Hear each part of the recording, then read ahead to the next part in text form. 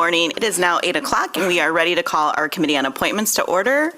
Thanks for the laughs this morning, colleagues. It is, the year is ending down. I remember Commissioner Perdue didn't like when I said summer has ended. It's 70 degrees today, and we do have a full day today. However, for our Committee on Appointments, we don't have any resolutions to focus on. We had a number of them at the last meeting, and before we talk about the discussion, well, this is part of the discussion of community board and vacancy lists. I know Daniel and I have been connecting about kind of the year-end appointments. As a reminder, the mayor has a number of appointments that of all that we review, and so he has shared that information with the mayor as well. Do you want to provide a little bit of overview? I know we talked about kind of the PIFs being filled out. Reminder to myself, I haven't done mine yet. And I think my colleagues had some questions about that. So if you could give a little overview on just how we're doing for year-end appointments.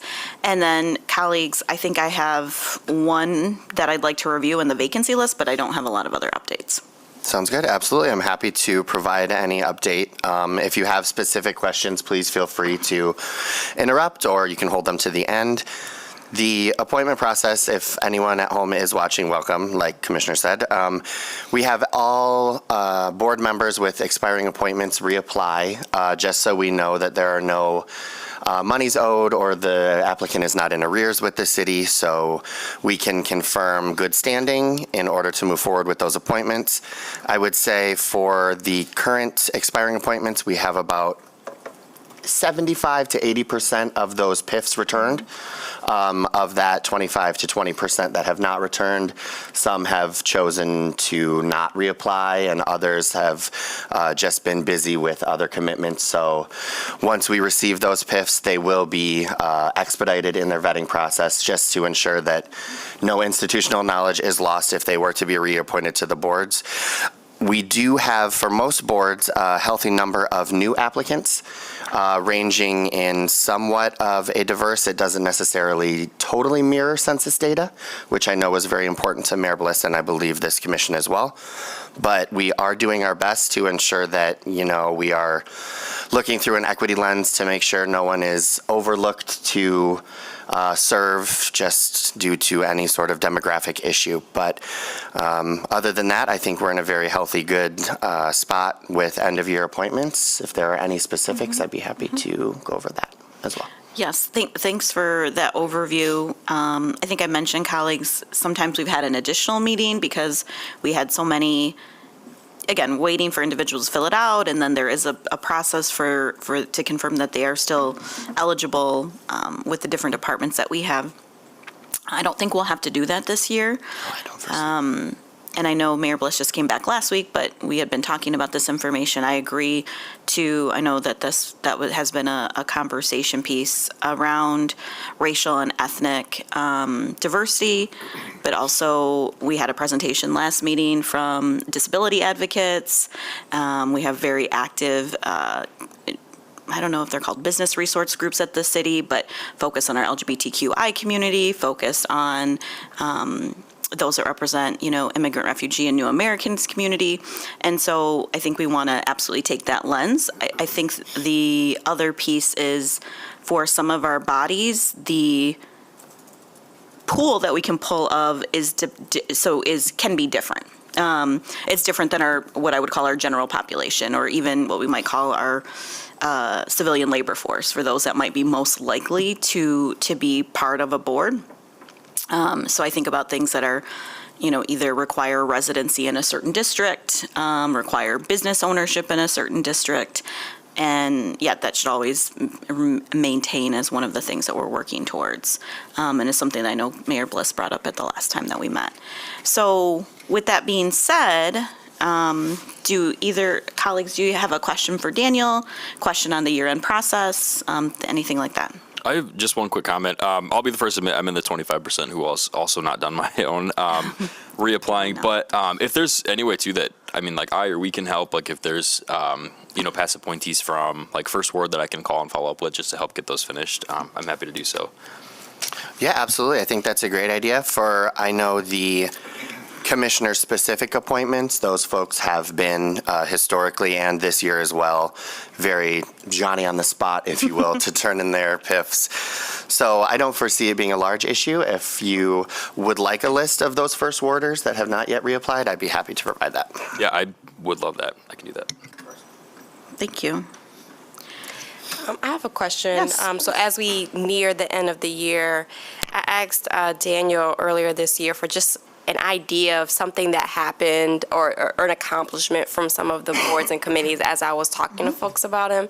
So folks can get a sense of this is what you can be a part of. This is the type of work that goes out of that. So I'm curious, at the end of the year, is there any sort of wrap up or report back, or could there be just a blurb, an idea? You know, some committees come in front of us a lot, think about planning, but there's others that we don't engage with or see things come through Kyle or the full commission very often. And it'll still be great to know kind of, you know, what they've accomplished or worked on this year so that we can better talk about their work and just for awareness, since we, you know, appoint people every month to get a sense of what folks are doing. I think we could definitely ask the liaison. I think probably right now it is dependent on the body. So for example, like Board of Zoning Appeals, they wouldn't have anything just because they're quasi judicial, so they're making determinations on something. Yeah. But the ones that are like our advisory bodies, like our Parks and Rec, Urban Agriculture is a good example of one where just some of their ordinance changes advanced, and we voted on that, as you all know, at our last meeting. Urban Forestry is probably another one. So I think we could come up with a list of ones that would probably have the policy pieces or some of the pieces that are not making a determination about a decision. And I don't know what the reflection of what the percentage of that would be, but it certainly is something that we could take to the liaison committees and share.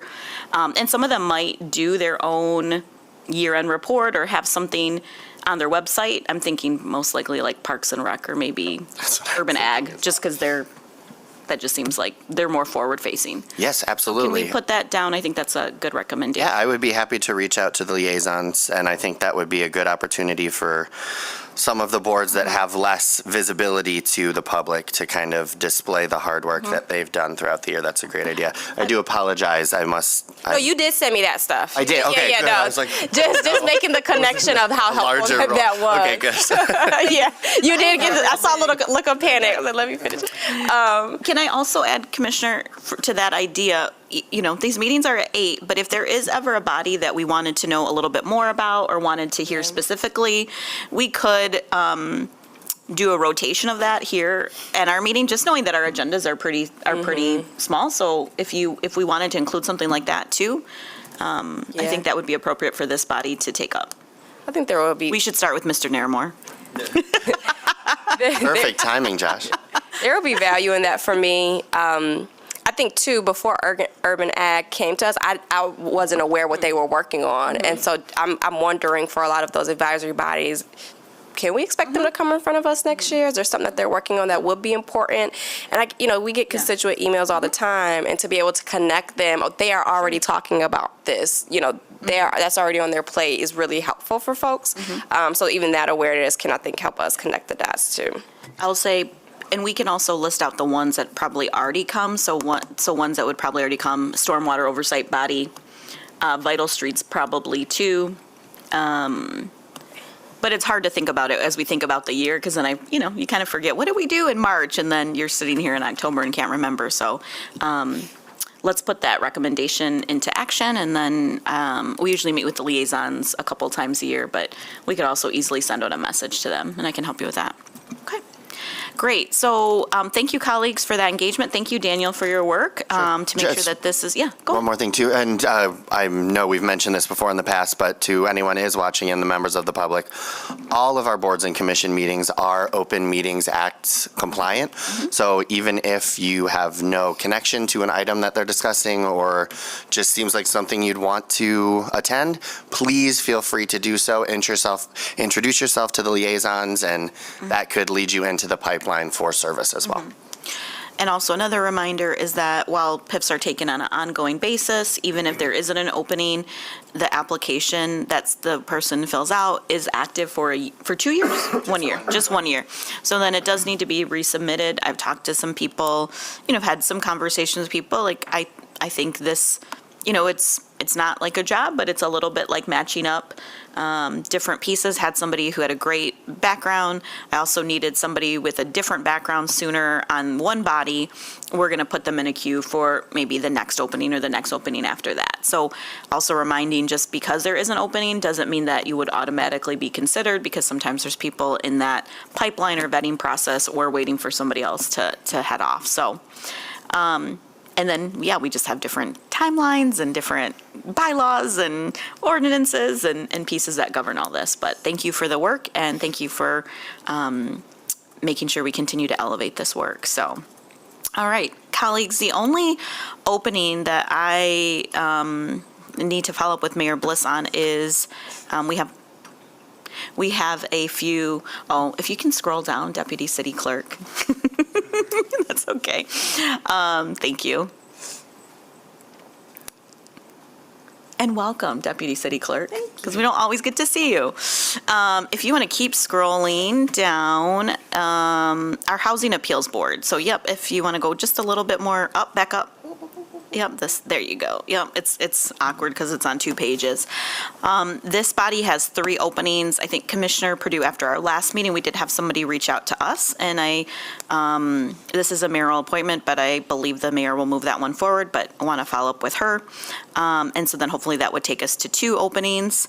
And then Daniel and I did look at the openings for this. We actually had a few city employees who were interested in serving on this body. While they do go through the PIF process, they weren't part of the department. So usually it's somebody identified by either the director or the managing director. If you're a employee of this city, you can't serve as like what they call a resident member, or community member, I should say. Maybe not resident member, but. So I think we only had one person. That one person was the only one we have. So definitely would be looking for more individuals to be on this body. This is also a quasi judicial body. And then other than that, I did not have many other updates on the other bodies. I think maybe if we can just chat, colleagues, throughout the day around Parks and Rec, because the mayor does have someone who is interested, but I also know we were trying to, again, make an appointment from a specific part of the community or neighborhood to have representation. So, and thank you for making that. So, but we have 2, so we can go back and have that discussion. But other than that, I think we are sitting in a good spot. Wonderful. All right. Hearing no other business, it's now 8:12, and we can go ahead and close this committee on appointments. Thank you. Have a good day.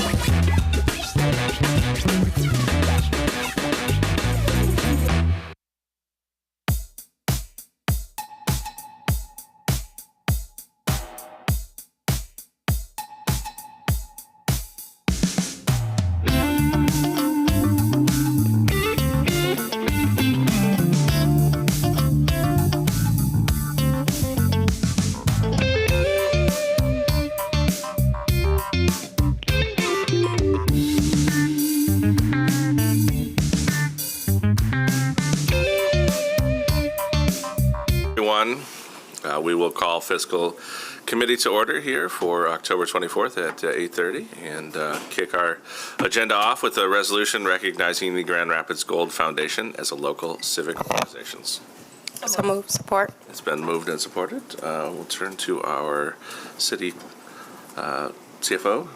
Or Phil? I don't know what you I want think to we do. have someone here from the Gold. very They submitted their paperwork. We did our due diligence from the law department's perspective, but we'd like to give an opportunity to the representative to let us know all the charitable work that you're doing. Yeah, no, appreciate it. Could you turn on the microphone on? There you go. Awesome, appreciate Yep. it. No, just simplicity from us. We're just looking to get our 50/50 raffle up and going to allow us to raise funds for nonprofits through our game. Kind of just selling those tickets. I think last year we sold over, a couple years ago we sold over 25,000, but we were the drive. So just looking to get that approved before our season. Very good. Colleagues, any questions? Pretty standard item. Those in favor? Aye. Opposed, same sign. Motion carries. Thank you so much for being here. Item 2, resolution recognizing Heart for Dance doing business as Hearts in Step Dance Academy as a local civic organization. So moved. Support. Moved and supported. Do we have any representation from Heart for Dance here? If they're not here, we did, again, receive the letter. It was all appropriate. We did do our due diligence with the Department of Labor and Economic Growth to make sure that they were in good standing with the state of Michigan, and this seems to be in order for approval as well. Very good. Colleagues, questions? All right, hearing none. Those in favor? Aye. Opposed, same sign. Motion carries. Item 3, resolution recommending City Commission approval of sponsorship for Art Prize 2024 through Mobile GR and the Office of General Administration in the amount of $200,000. So moved. Support. Moved and supported. Ms. Claren, do you want to talk about this? I Sure. see Mr. Whittington's in the audience too, if you'd like to Sure. anything. We do have someone here, but yeah, this is, while he's walking up, I can just say that last year we did do this with the changeover of how we manage our prize. We did the appropriation in January, or the authority to spend in January. This year, the city wants to recommends putting in another $50,000. So we thought we would just send the money over now. They're preparing for the 15th anniversary of Art Prize too, so we wanted to give them extra time for planning. But go ahead, sir. Morning. Hi, Commissioner, staff, thank you for the consideration, and I'm glad to be here. All the preliminary feedback from this year's event shows really strong numbers year over year, as well as increase in economic activity. And generally, the sentiment downtown was a pretty successful year over past years. And so this appropriation would really help us to manage the ebb and flow of cash as we close out this year and begin planning for the 15th anniversary next year. The ebb and flows of events do cause cash constraints, and this would be a great supporting endeavor so that we can continue to do the good planning work that we need to produce a great event for next year. Very good. Colleagues, questions, comments? Commissioner Zasi? Thank you, Mr. Chair. I just wanted to say, I think, this year saw a number of people out. The weather was super helpful, just hearing, pre-pandemic numbers in terms of people engaging.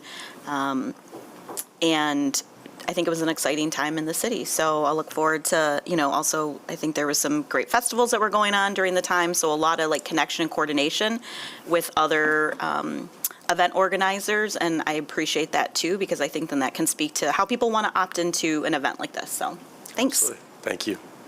Very good. Other questions or comments? I'm excited to do this. Got lots of positive feedback about our prize, so we'll call the question. Those in favor? Aye. Those same sign. Motion carries. Thank you so much. Thank you. Item 4, resolution authorizing a lease agreement with Fashion Has Heart, a.k.a. Has Heart, for use of Veterans Memorial Park building to operate retail and coffee shop. So moved. Support. Moved and supported. Parks Director, Mr. Marquardt. Good morning, Commissioners. This is a lease agreement that we'd like to put into place now with Has Heart, our nonprofit partner, operating the coffee shop that is nearing completion. We should be set and done with renovations at this space by the end of this month, the first week in November. And so it's important for us to get this lease agreement into place with that timing. The way in which this has been set up, we've got the lease agreement that reads that we, the city, will capture 12% of gross revenues as lease payment. their pro formas suggest that that agreement will pay the city far more than what the going rate is currently within that area of downtown. However, if their pro forma does not meet up with expectations, we have set a minimum lease rate of $1,000 for the first year, $1,200 for the second year, and $1,350 for the third year of this 3-year lease agreement. Those rates are established based on market rates within the coffee shop area. Good. Colleagues, questions, comments about this? Question. Please. So to understand the lease agreement, I'm curious how we got here. Did we kind of put out an open call to see who might be the best person to lease the space? Is it because we've had a longer relationship with them? Just wondering how it came to be that they were selected to operate. Yep, great question, Commissioner. They've been a longstanding partner with the City of Grand Rapids, particularly and especially so through Art Prize over the last 12 years. They have utilized that space, hosting artist space with the community, the veterans community in particular, and we felt it was a good fit. They've been in front of the Park Advisory Board. The Advisory Board agreed that they are a good partner, a good fit with the organization and what it is that we're trying to achieve, and the vision that was laid out in the master plan in 2017 adopted by City Commission. Thank you. You're welcome. Any other questions or comments? All right, hearing none. Those in favor? Aye. Opposed, same sign. Motion carries. Thanks, sir. Item 5, resolution authorizing the mayor to sign certain routine program documents for activities of the Community Development and Economic Development Departments for the 2024 calendar year. So moved. Support. Moved and supported. Ms. Bohash, good morning. Good morning. He pretty much summed it all up. So this is a routine item that I bring forward on behalf of both the Community Development and Economic Development Department. And these are all routine documents in terms of doing our business. And this authorizes the mayor to sign those throughout the calendar year. Very good. Colleagues, questions? All right, hearing none. Those in favor? Aye. Opposed, same sign. Motion carries. Thank you. Item 6 is a resolution accepting $2.5 million Blight Elimination Program grant from the Michigan State Land Bank Authority. So moved. Support. Moved and supported. Good morning again. So this is round 3 of these funds that have been available at the state. The first 2 rounds were required an actual application. We received funding through round 1, where we removed the foundation at 1 property and did stabilization activities at 5 others, all in land bank ownership. This is a program that is for blight elimination. It has very strict parameters in terms of how you can use those funds within specified census tracts. We have to identify that the property is in fact blighted based on our codes, condemned, or in land bank, or in ownership by the land bank, the county, or the city in terms of tax reversions. So we have until March 31st to actually put a plan together to identify those projects or properties, working with co-compliance, working with the Economic Development Department, looking for what opportunities we do have that are appropriate to meet those eligibility requirements. This allows us to enter into an agreement with the state for that award of $2.5 million. I guess I should clarify, this third round was not based on competition. It was through state legislation where we were awarded this amount. Questions, colleagues? How many properties do you think this will enable us to deal with? You know, I don't know, because everyone is going to be different and all the activities are different. So if you're, doing demolition, it could be, just, $10,000 to $10,000 for something like that. If you're doing stabilization, it could be much more. So it's really hard to say. But we are out right now looking for what could be eligible properties. It's a very narrow focus and scope. And I guess I have more concern that we have more money than we have the ability to do in terms of those types of properties, based on the requirements for ownership and what activities you can do for each of those. So we can't do any rehabilitation, for example, unless we own the property or it's in the land bank. And what do you mean when you say the stabilization projects? What are some examples? So if there's properties that are so deteriorated that, but maybe they don't warrant demolition, or the property owner isn't interested in having it demolished, we have the ability to go in and stabilize those so that they're, safe insecure until something is done with those properties. For circumstances like that, are we able to then require them to do something beyond?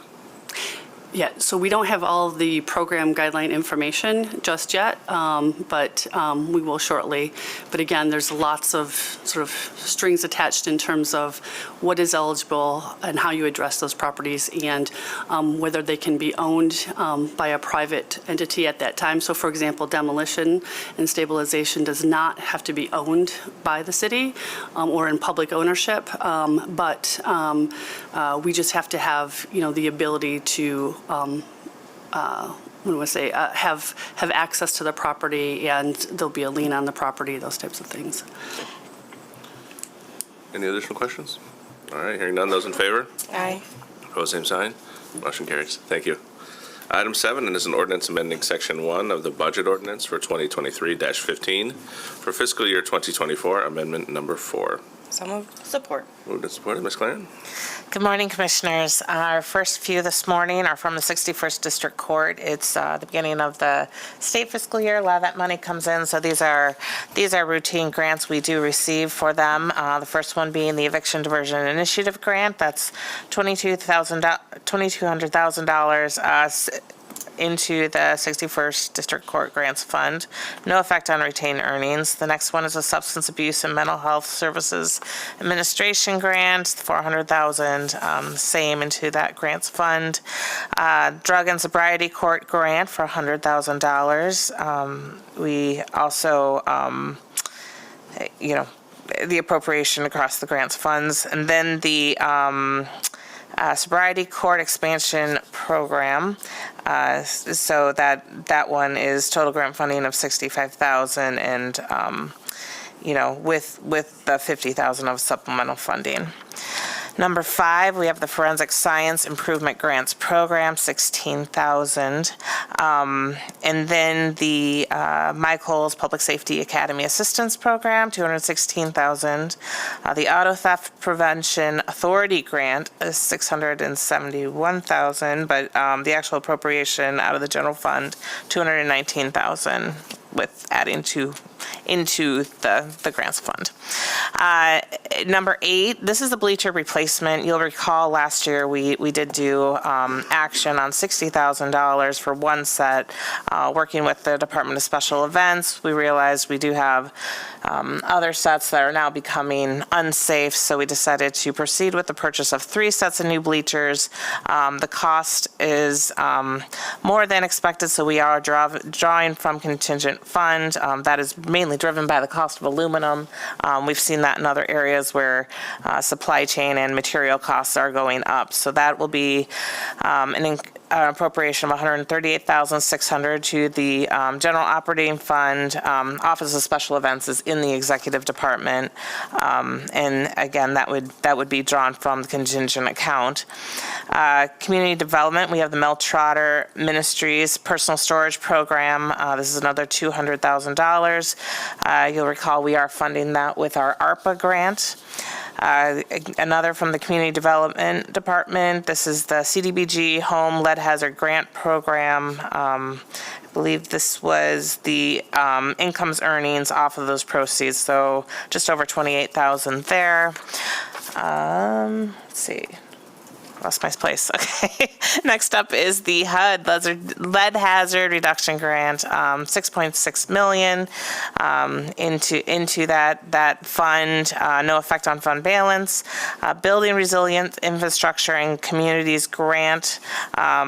This would be $117,652 for appropriation, and also a transfer from the Building Inspection Fund for the local match. And then we have Parks and Rec. This is our first foray into doing appropriation related to the Greenway grant. We are receiving money from DGRI for, yes, they hold that Greenway grant. We decided to leverage some of our ARPA dollars in order to do the whole program. So this just is an appropriation of our ARPA dollars, $1 million towards this program. It notes in the item that the match from the Downtown Grand Rapids Incorporated is $8 million. So we are working with, at what point we receive those funds to appropriate, or how we do leverage that. That is a reimbursement grant, so we'll talk about these funding stacks, things like that at our upcoming retreat, because as you know, the Greenway grant is a huge undertaking we're very excited about. So next up, number 14, Michigan Revolving Fund loan issuance costs. We did issue the funds related to the Ash Lagoon project. There's $60,000 in cost of issuance. So now that we have those proceeds, again, making the payment for the issuance related to that. That's in the sewer improvement fund. And finally, as we discussed with the Art Prize sponsorship support in 2024, we are adding, we did appropriate the $150,000 we usually support this with. This year, with it being the 15th anniversary, we decided to appropriate an additional $50,000 in general fund support. So and that's coming from fund balance. So that leaves contingent balance at, with the recognition of the purchase of the bleachers, contingent balance is just over $1 million. Any questions? Very good. Colleagues, questions, comments? All right, hearing none. Those in favor? Aye. Opposed, same sign. Motion carries. Item 8 will be our bid list resolution for October 24, 2023. So moved. Support. Moved and supported. Colleagues, any questions about any of the items on the bid list this morning? I do not. All right, hearing none. Those in favor? Aye. Opposed, same sign. Motion carries. Item 9 is our warrant report for September 27, 2023 through October 10, 2023, and our third quarter small claims report. Mr. Comptroller. Good morning, Commissioners. Morning. For the period referenced, the city released cash payments totaling $21.9 million, which includes approximately $5.2 million for our employee payroll expense and just over $597,000 for income tax warrants. In terms of quantity, 597 income tax refunds were issued and 1,293 checks and electronic payments were issued as well. And the pages, the details on the following pages contain all the list of payments exceeding $20,000. Also this morning we have our quarterly small claims report for the third calendar quarter of 2023. And during this period of time, we paid out 11 small claims, totaling amount of $18,646. Very good. Colleagues, questions about any of these? All right. With that report will be received and filed.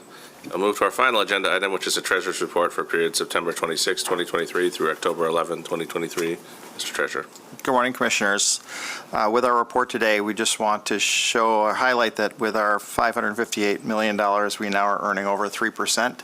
A lot of that is because we have a lot of money held short-term, and short-term rates, obviously we see it in the news, is earning over 5%. So right now, as we're looking forward to the budget season and your upcoming retreat on October 31st, much as we look to the Fed for direction on where they're going to move interest rates, we're looking to this retreat and to the commission and to the city manager in the budget process as to what we're going to be doing with our monies going forward. So that gives us an indication of what can we start to move out further on the yield curve or out further in maturity range, so that as interest rates start to come down, we're not caught flat-footed and we can place those monies out there. You know, we want to see it roughly 4.5%, hopefully for the next 5-6 years, to put our money out there, so that if there is any type of downturn, we're going to weather that downturn very well by still earning a good yield on the funds that we have. And so this is all part of the process as we go through the city finances and the budget process in your retreat for guidance of where the priorities are.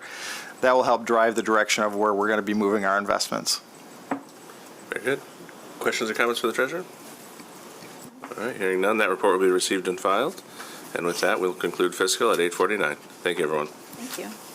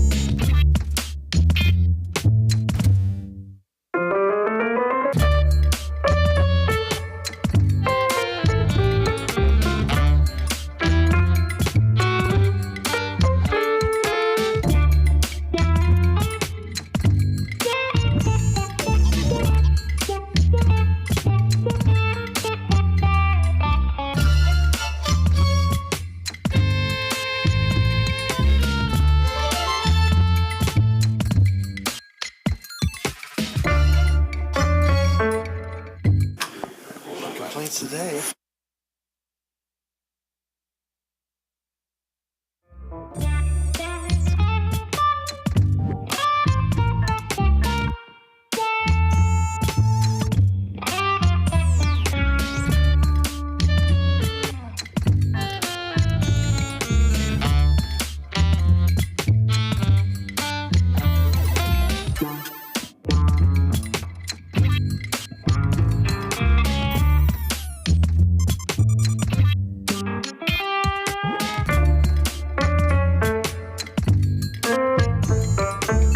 Good morning, everyone. It is time for Community Development Committee to begin at this point in time. It's now 9:15.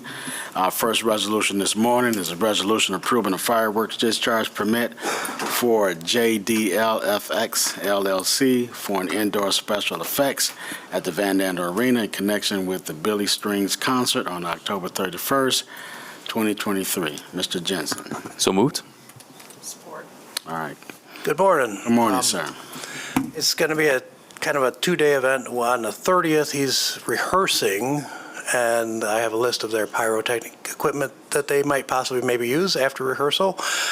So we'll decide what all effects are going to be there on the 31st. Okay. Colleagues, any questions on Mr. Billy Strings? All in favor? Aye. It's supposed to be a little joke, man. I know you're talking about the fireworks discharge, but I wanted to throw Billy in there because I don't even know who Billy Strings is. He won an Emmy, is all I know. All right. Well, I hope it'll be a good concert. Yeah. All in favor, we said aye. Aye. Ayes have it. Thank you. Resolution number 2, resolution approving a license agreement with 724 Wealthy LLC for property located at 724 Wealthy Street Southeast. So moved. Support. Good morning, Commissioners. So this is Mobile GR. So we have taken over the license agreements from the Planning Department, which were done as part of the development review process. So this development at 724 Wealthy requires access to the city-owned parking facility directly behind it. As such, we have a license agreement with the developer.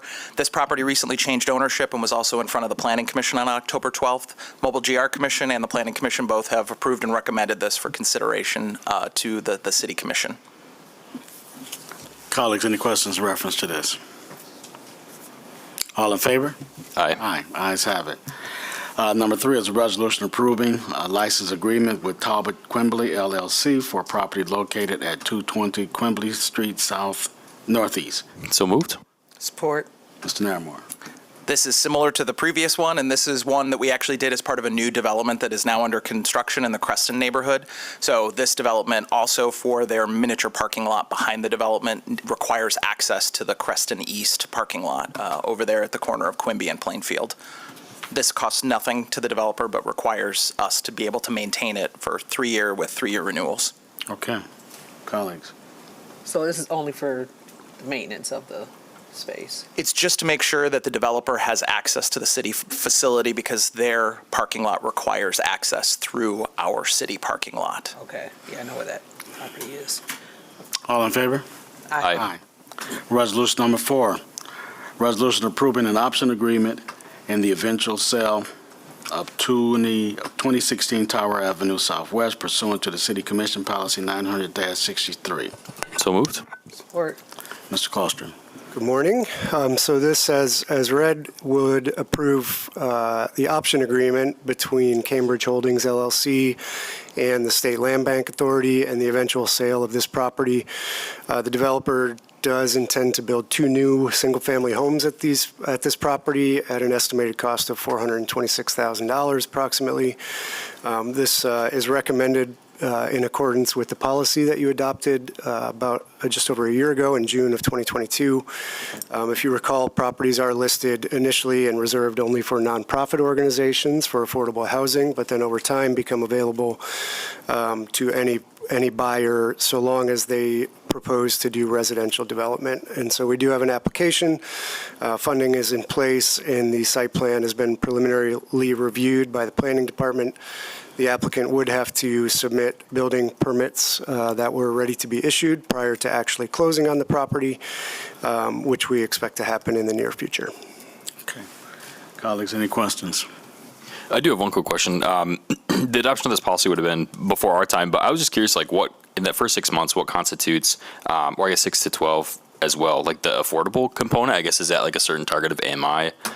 It is, good question. And it's different for home ownership or rental projects. So for home ownership, that would mean that the developer would be selling the property to a household earning 80% of area median income or below.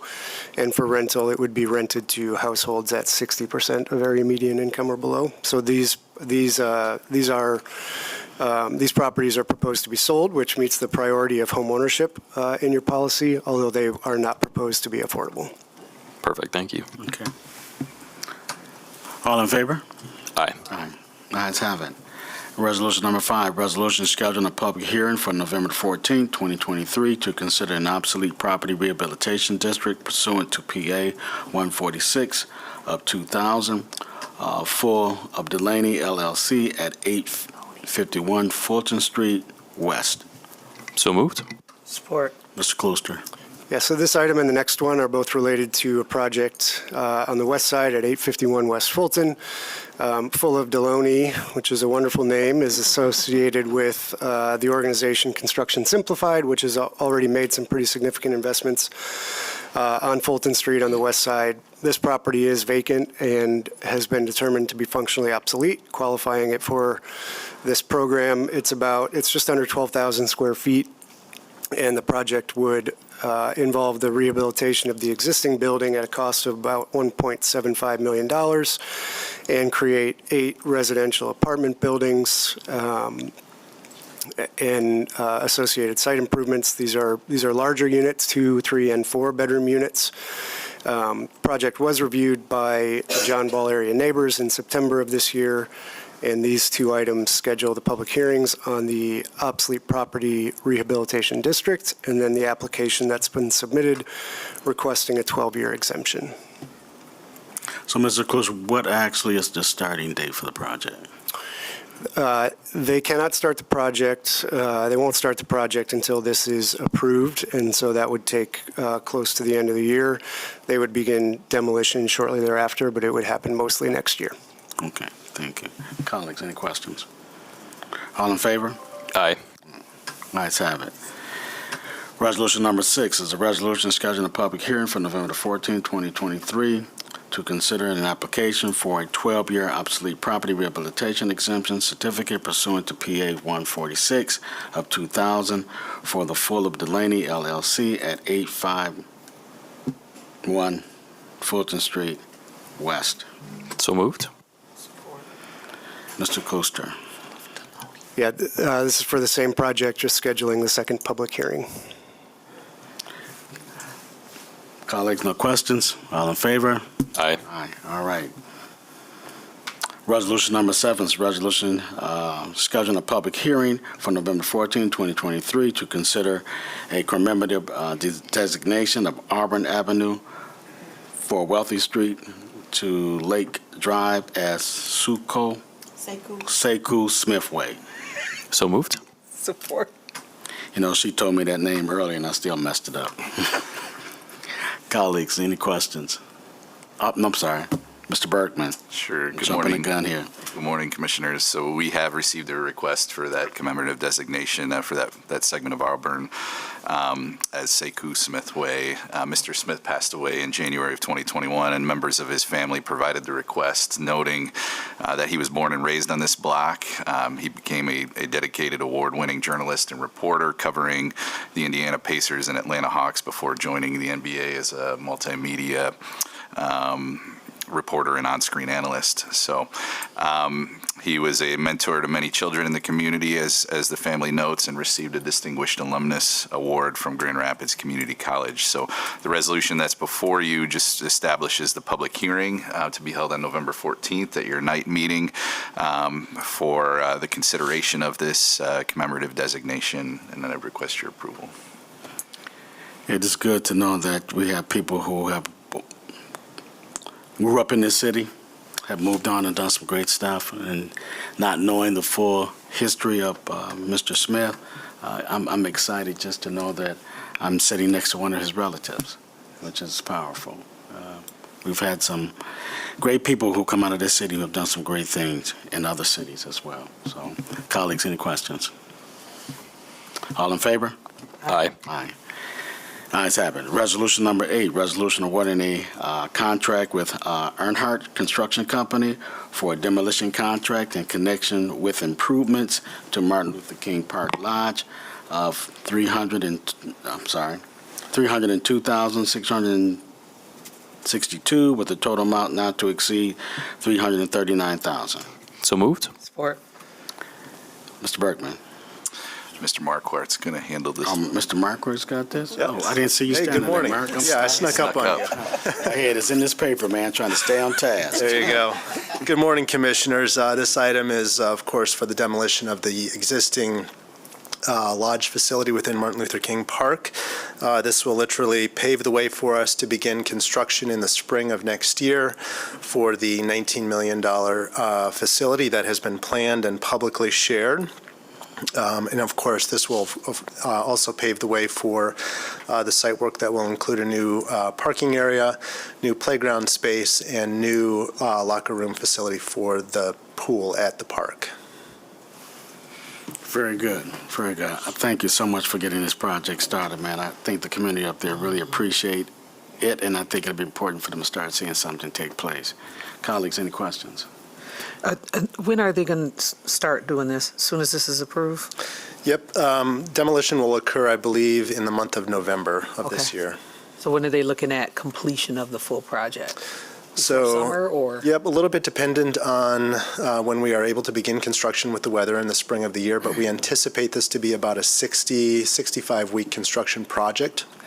So completion of everything by late spring, early summer of 2025. Okay. Commissioner Drew, you good? Just excited to see it happening. All in favor? Aye. Aye. Ayes have it. Thank you, sir. Thank you. Resolution number 9, resolution entering into a professional service agreement with Williams Architect for design phase services in connection with the construction of the new fire department training facilities in the amount of $1,746,000 with a total amount not to exceed $2,045,120. So moved. Support. Mr. Bergman. So we've been working with the fire department, our team, along with the fire chief's team, to utilize a qualifications-based selection process to solicit services for a design professional to design the fire training facility to be located at 850 Panel Street. Campus will consist of a fleet and facilities building, including office space, classrooms, locker rooms, warehouse space, spaces for the hot team, also a burn building, a multi-story training center, new emergency operations center, training props, and outdoor storage space.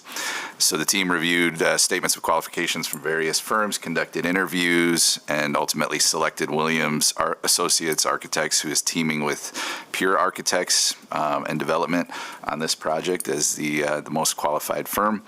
So we're asking for your approval now of this design contract with Williams with that not to exceed amount of $2,045,120 coming from the Capital Improvement Fund. I'm excited about this project. I mean, because we got a lot of old firehouses in the building. I'm not in the building, but in the city.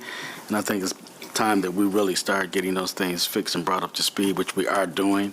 So I'm excited about it. I mean, anytime I see a firehouse going up, some changes being done, I get excited because as a kid, I used to collect fire trucks. True statement. Didn't want to be a fireman, but I collected the trucks. Colleagues, any questions? I do have a quick question. Sure. Are there any examples of other work that they've done, whether it's like locally or around the country, just so that we could kind of get an idea of sort of what their vision is for these spaces? Yeah, so I know in particular they're working on a project in Cascade. Now, is that a firehouse that they're okay? So the fire department did reach out, checking references, and received very, very high praises from those in their counterparts in Cascade, highly recommending this team as well.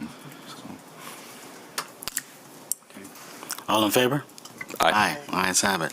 Resolution number 10, resolution approving a construction agreement in the amount of $20,000, a water main oversizing agreement, and accepting the public utilities easements for Veriden Place Phase 3. So moved. Support. Mr. Bergman. This is a multifamily condo development within the city located just north of the 196 highway, west of Maryland Avenue, where 15 units are requiring sewer and water service connections. So there's three parts of the resolution that is before you. One, the construction agreement, which will require an escrow deposit in the amount of $20,000 by the developer to cover the city's costs of administration on the project. And then there's an oversizing agreement, which is in that amount of $19,761.35 that'll be paid to the developer. That's to cover the cost of upsizing the water main from an 8-inch to a 12-inch at the request of the water department to accommodate transmission capacity. That payment will come from the water system fund. And then finally, the third part is the acceptance of the public utilities easement that'll allow us to maintain the infrastructure once installed. Good. Colleagues, any questions? All in favor? Aye. Ayes have it. Resolution number 11, resolution accepting an easement and authorizing a payment for the water main at Town and Country Shopping Center for $1,200. So moved. Support. Mr. Bergman. This is the first of 4 easements that are required to complete construction of a new water main and individual water services on the southwest side of the Town and Country Shopping Center, which will replace a single water service that currently serves multiple property owners. The property owner at 4381 has conveyed the easement to the city for $1,200, so I'm requesting your acceptance of the easement and approval of this payment coming from the Water System Fund. Colleagues, any questions? All in favor? Aye. Ayes have it. Resolution number 12, resolution awarding a contract with SPS Pro Plumbing LLC for replacement of private lead service lines at various locations. Contract 2023-4 in the amount of $600,933 with a total amount not to exceed $717,800. So moved. Support. Mr. Bergman. This project will replace approximately 178 private side lead service lines, so that's the portion between the curb stop and the water meter, in an area generally bounded by 11th Street, Broadway, Richmond, and Quarry Avenue. We received 7 bids with SPS Pro Plumbing providing that low bid amount that was read of $600,933 under our engineer's estimate of about $652,000. So I'm asking for your approval of this award to SPS with that total amount not to exceed of $717,800 coming from ARPA funds as well as water system funds, and we plan to begin this work this winter and complete it by June of 2024. Colleagues, any questions? Okay. All in favor? Aye. Aye. Thank you. At this point in time, Community Development Committee is closed. It is 9:32.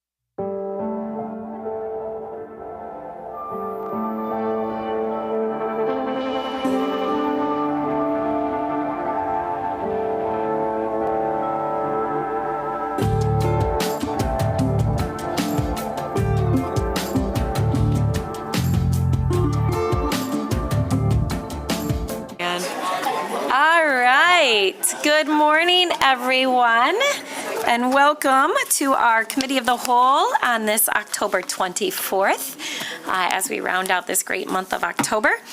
Commissioners, we have 2 action items today, but before that, I have a proclamation, and I would also like to take a moment and allow our members of the Mayor's Youth Council who are with us this morning to come up and introduce themselves so that we all can welcome them to City Hall, but also welcome them for the upcoming year that they'll be with us.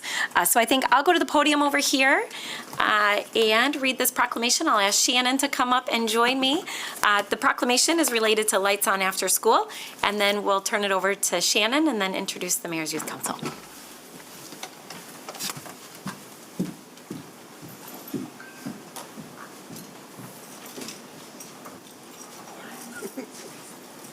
Do this one-handed today since over the weekend I broke my wrist, which is lovely, I know.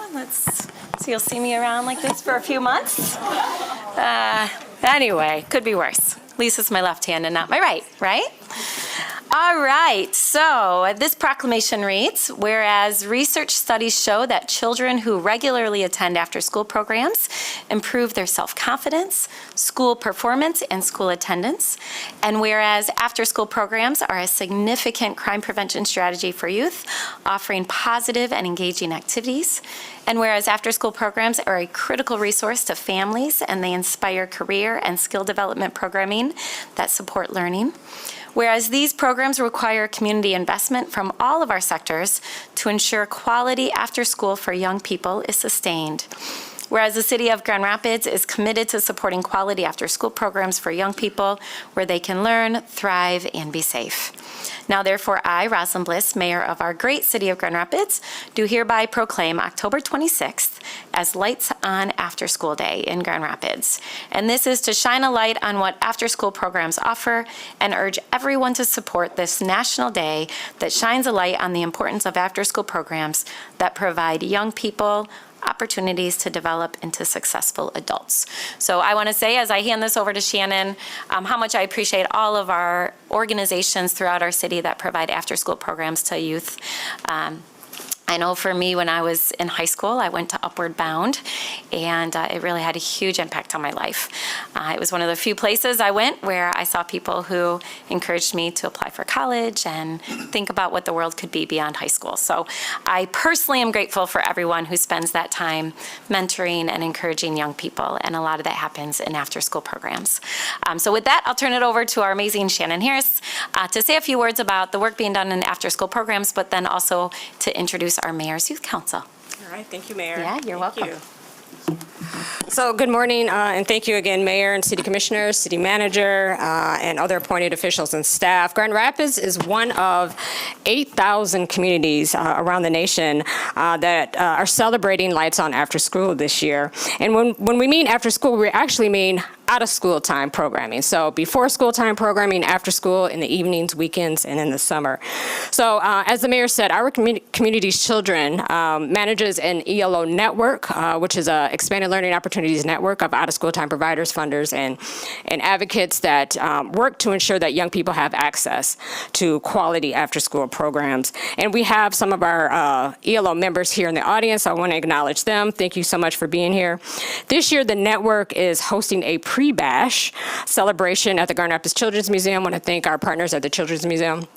That is happening tomorrow from 4 to 8. It's a free event for anyone, with kids, without kids, adults, etc. We'll have a DJ, we'll have a hip-hop dance class, we'll have food and gifts and T-shirts, which you all should have at the dais up there. So please wear those on Lights On After School Day. And then we also have our partners at GRPS that are here, Brianna Pickett, and we also have a young person, Lanice, and her mother, Lamonda Young. So Lanice, if you guys can come on up to the podium here. Lanice is a student, a 5th grade student at Gerald R. Ford Academic Center, and Brianna, just come on up to the mic here. And Brianna represents GRPS. She is a program coordinator with the Office of Extended Learning. So she's going to tell us a little bit more about the LOOP program and then introduce our student who's going to give a quick testimony. All right, good morning, everybody. How are you guys? Good morning. We are proud to join communities across America celebrating Lights On after school. There is a lot to celebrate. After school programs keep our Loop scholars safe, and it inspires them to learn and grow. Why are out-of-school time programs important? Without out-of-school time, parents who do not have flexible work schedules are left with few or no options. Out-of-school time programs provide youth with time and support to complete homework with engaging learning and experiences and enrichment academic tutoring sessions. Academic out-of-school time program sessions can improve academic scholars' outcomes in reading and math, instructional standards, which are connected to school day learning and curriculum. Each GRPS Loop After School site will be celebrating Lights On After School on Thursday, October 26. Please join us at Gerald R. Ford Academic School Loop After program as our host site.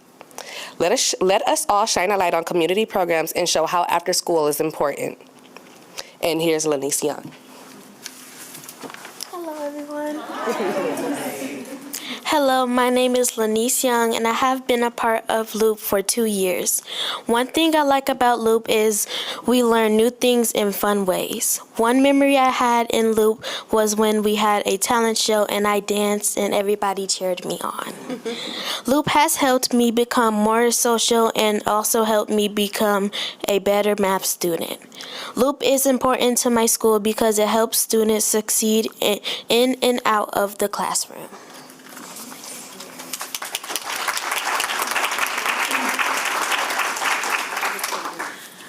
Good morning, everyone. Again, my name is Lamonda Young. I am the mother of Lanice Young. She is a 5th grader at Gerald R. Ford Academy. I am very thankful that she was able to speak in front of you guys today to express her gratitude about the Loop program here in Grand Rapids.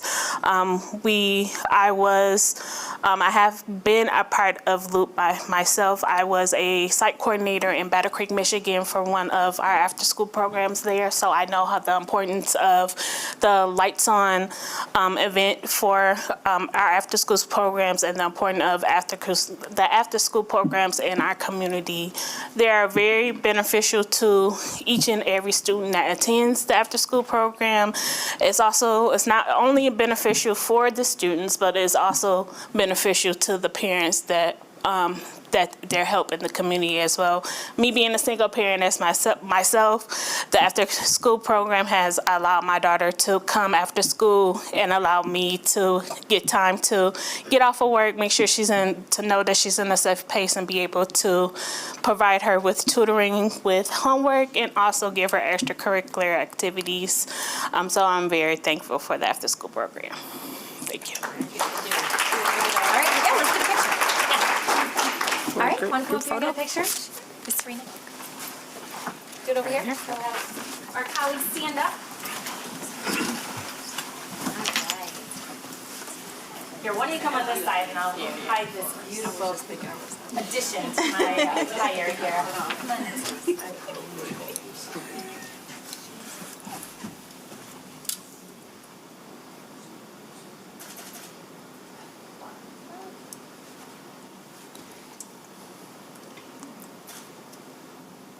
Awesome. Thank you. Thank you. Nice to meet you. Thanks for coming down.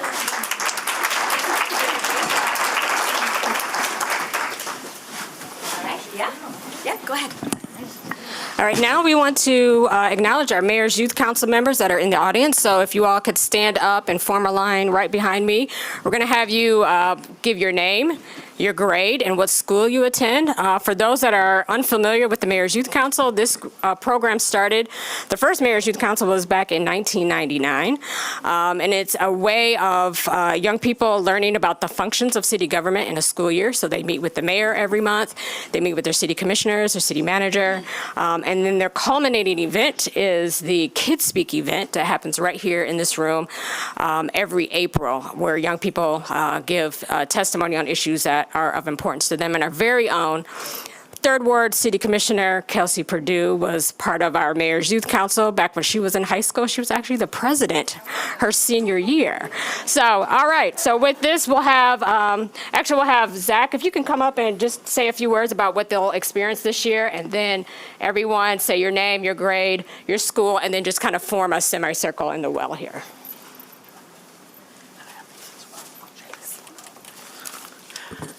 Yeah, good morning, City Commissioners, City Manager, Mayor Bliss, and other appointed officials.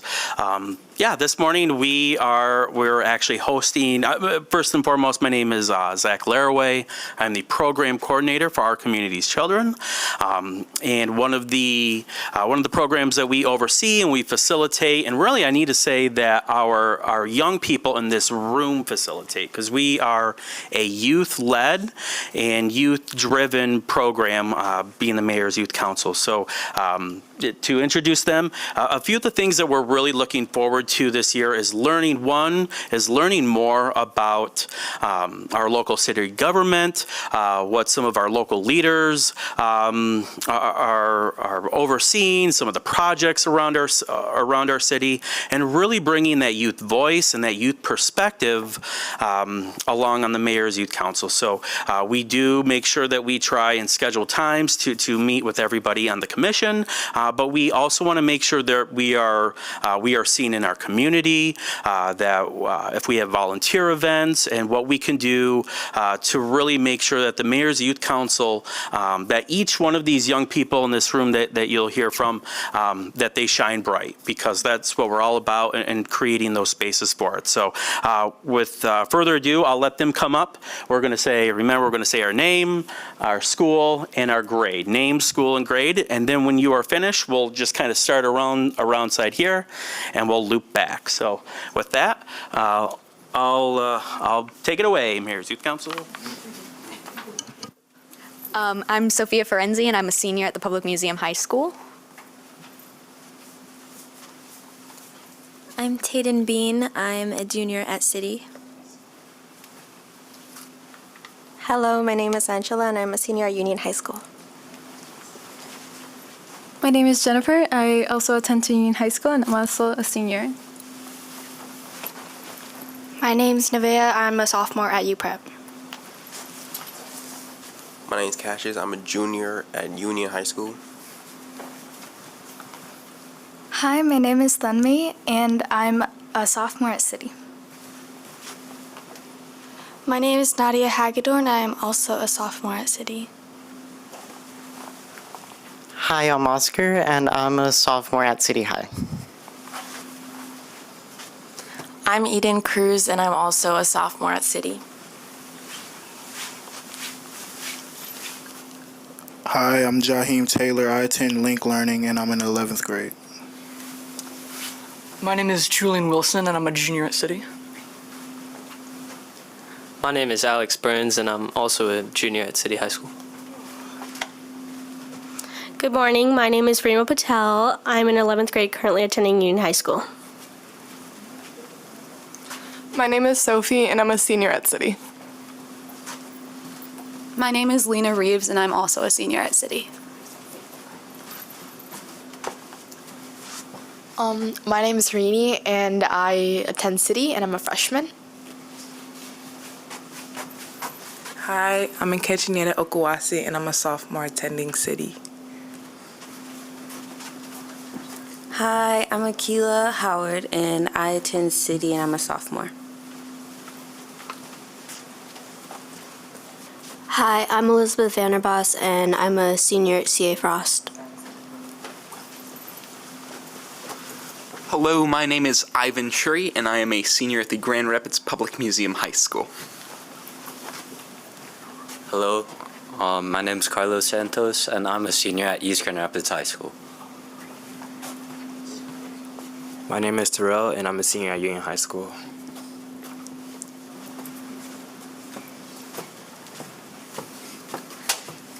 I'm Arna, and I'm a sophomore in high school at Catholic Central. It's our Mayor's Youth Council. All right. Okay. All right, so we're going to take a picture now.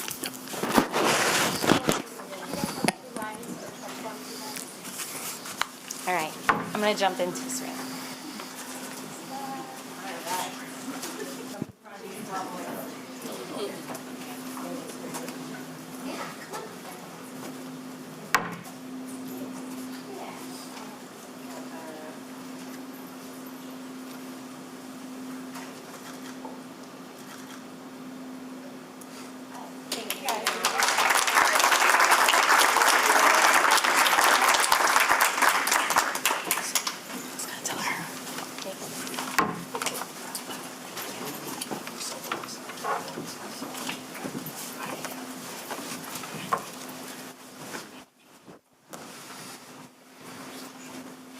All right, it's wonderful to have all the students here. I had the opportunity to meet with them last week, and I know they have a full agenda. I'm glad they're going to be at City Hall with us today. So if you see them out and about, please welcome them. All right, that will take us, commissioners, to our action items. We have 2 before us today, and then we have 2 presentations. We'll start with the first one. This is a resolution approving the request from Chateau Grand Rapids LLC for a development district liquor license, and this is located at 955 Cherry Street Southeast. Can I get a motion? Support. All right, moved and supported. Commissioners, any questions or comments? All right, seeing none. All those in favor say aye. Aye. Those opposed? It carries. Next is a resolution approving a request for me to attend the U.S. Conference of Mayors winter meeting, as well as the Mayors Innovation Project winter meeting. These conferences are back-to-back, and they're in Washington, D.C. from January 16th to 21st of next year. Can I get a motion? Moved. Support. All right, moved and supported. Any questions or comments? All right, all those in favor say aye. Aye. Those opposed? It carries. All right, commissioners, well, that quickly takes us to our presentations. Let me just confirm, City Attorney, we don't have any closed sessions, do we? No? Okay. So we have 2 presentations. I think I will turn this over to our city manager to tee up. And then I know we have staff here to present. Manager? Thank you, Mayor. Consistent with our values of diversity, equity, inclusion, we want to continue to celebrate our community, our new Americans, and we've been very intentional about that through the Office of Oversight and Public Accountability and our Office of Equity and Engagement. And with that, I'm going to ask Sierra Atkins to give us an overview of the presentation and introduce some of our partners from who's going to help us explore some of the good things that are happening with New Americans. Thank you, City Manager. Good morning, everyone. As City Manager stated, OEE is happy to be here. We have sat at a lot of tables, and we have strongly supported the Kent County Welcome Plan. And this plan strives to create a welcoming and inclusive environment for our new Americans in our community. And as a part of these efforts, you'll remember that the Office of Equity and Engagement was also before you this past September to celebrate Welcoming Week. In addition, there are many other immigrant and refugee initiatives that have come out of the Office of Public Accountability. Today is another opportunity to share those efforts in furtherance of our shared inclusivity goals. So at this time, I would like to introduce both Andy Johnston and Omar Cuevas, who will share the New American Economic Impact Report, which will provide an updated look at the demographic and economic contributions of immigrants in Kent County. Thank you. Thank you. And welcome, Omar and Andy. Appreciate your work and leadership in this space. Thank you so much. Good morning. Again, my name is Omar Cuevas, and I serve as the Vice President of Investor and Corporate Relations for your Grand Rapids Chamber of Commerce. Addressing talent gaps and supporting a growing West Michigan are top issues for the business and our region's long-term competitiveness. A key challenge is the reality that over the next decade, the volume of unfilled jobs will continue to rise, and the demographics are working against us. One of the ways to address this is through immigration. Inspired by our work with the Kent County Welcome Plan, being an organization that helped launch this, and we serve on the steering committee, and the goal on this Welcome Plan to maximize the economic potential of New Americans, the Grand Rapids Chamber's West Michigan CEO Council has been working to provide leadership on immigration to support a prosperous future. We believe that creating a welcoming community for New Americans and refugees and asylees is essential for the future growth of our community and businesses here in West Michigan. Some of the initiatives include a new partnership with Global Detroit and Grand Valley State University to bring 2 new programs to the region, one being the Global Talent Retention Initiative, and the other being the Global Entrepreneur in Residence Program to not only attract international students, but retain the talent here in West Michigan. We are relaunching the Michigan Immigration Compact and updating the New American Economic Impact Report for West Michigan. The data of the first release of this report back in 2018 was outdated, and we thought that it was a good opportunity to get new information to make sure that decisions that we're making are data-driven. And we're excited to have released this report this past September. In partnership with the American Immigration Council, this new report underscores the crucial role that immigrants play in the region's labor force, business creation, and consumer spending power. The CEO Council's hope is that the data makes it clear to the business community and policymakers that immigration is a force for good and a real solution to workforce needs.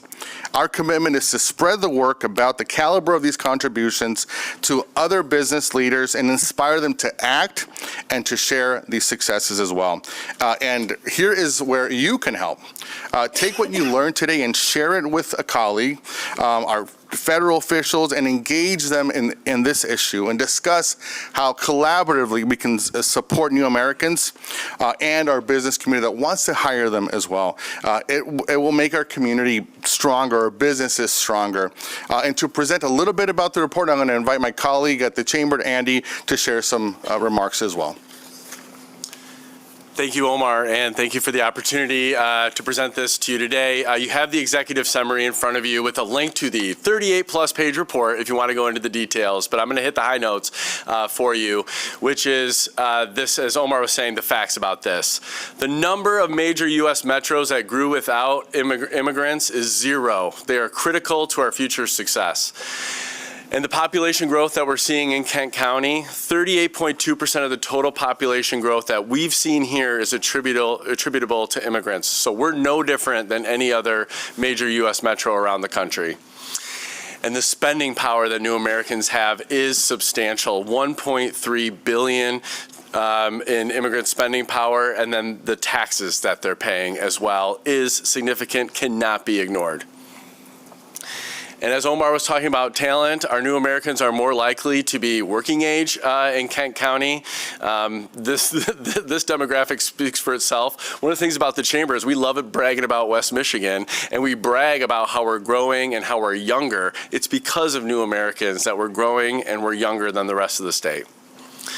And when it comes to the labor force, new Americans play an outsized role while making up 8.9% of the population, they're making up more than that in our total labor force and in STEM workers. Key industries, I don't think any of these are surprise to anybody on this panel: agriculture, construction, transportation, manufacturing, wholesale trade. These industries and many more new Americans are supporting. What I love is that data point at the bottom. 2,600 local manufacturing jobs were preserved here in our community due to new Americans participating in our workforce.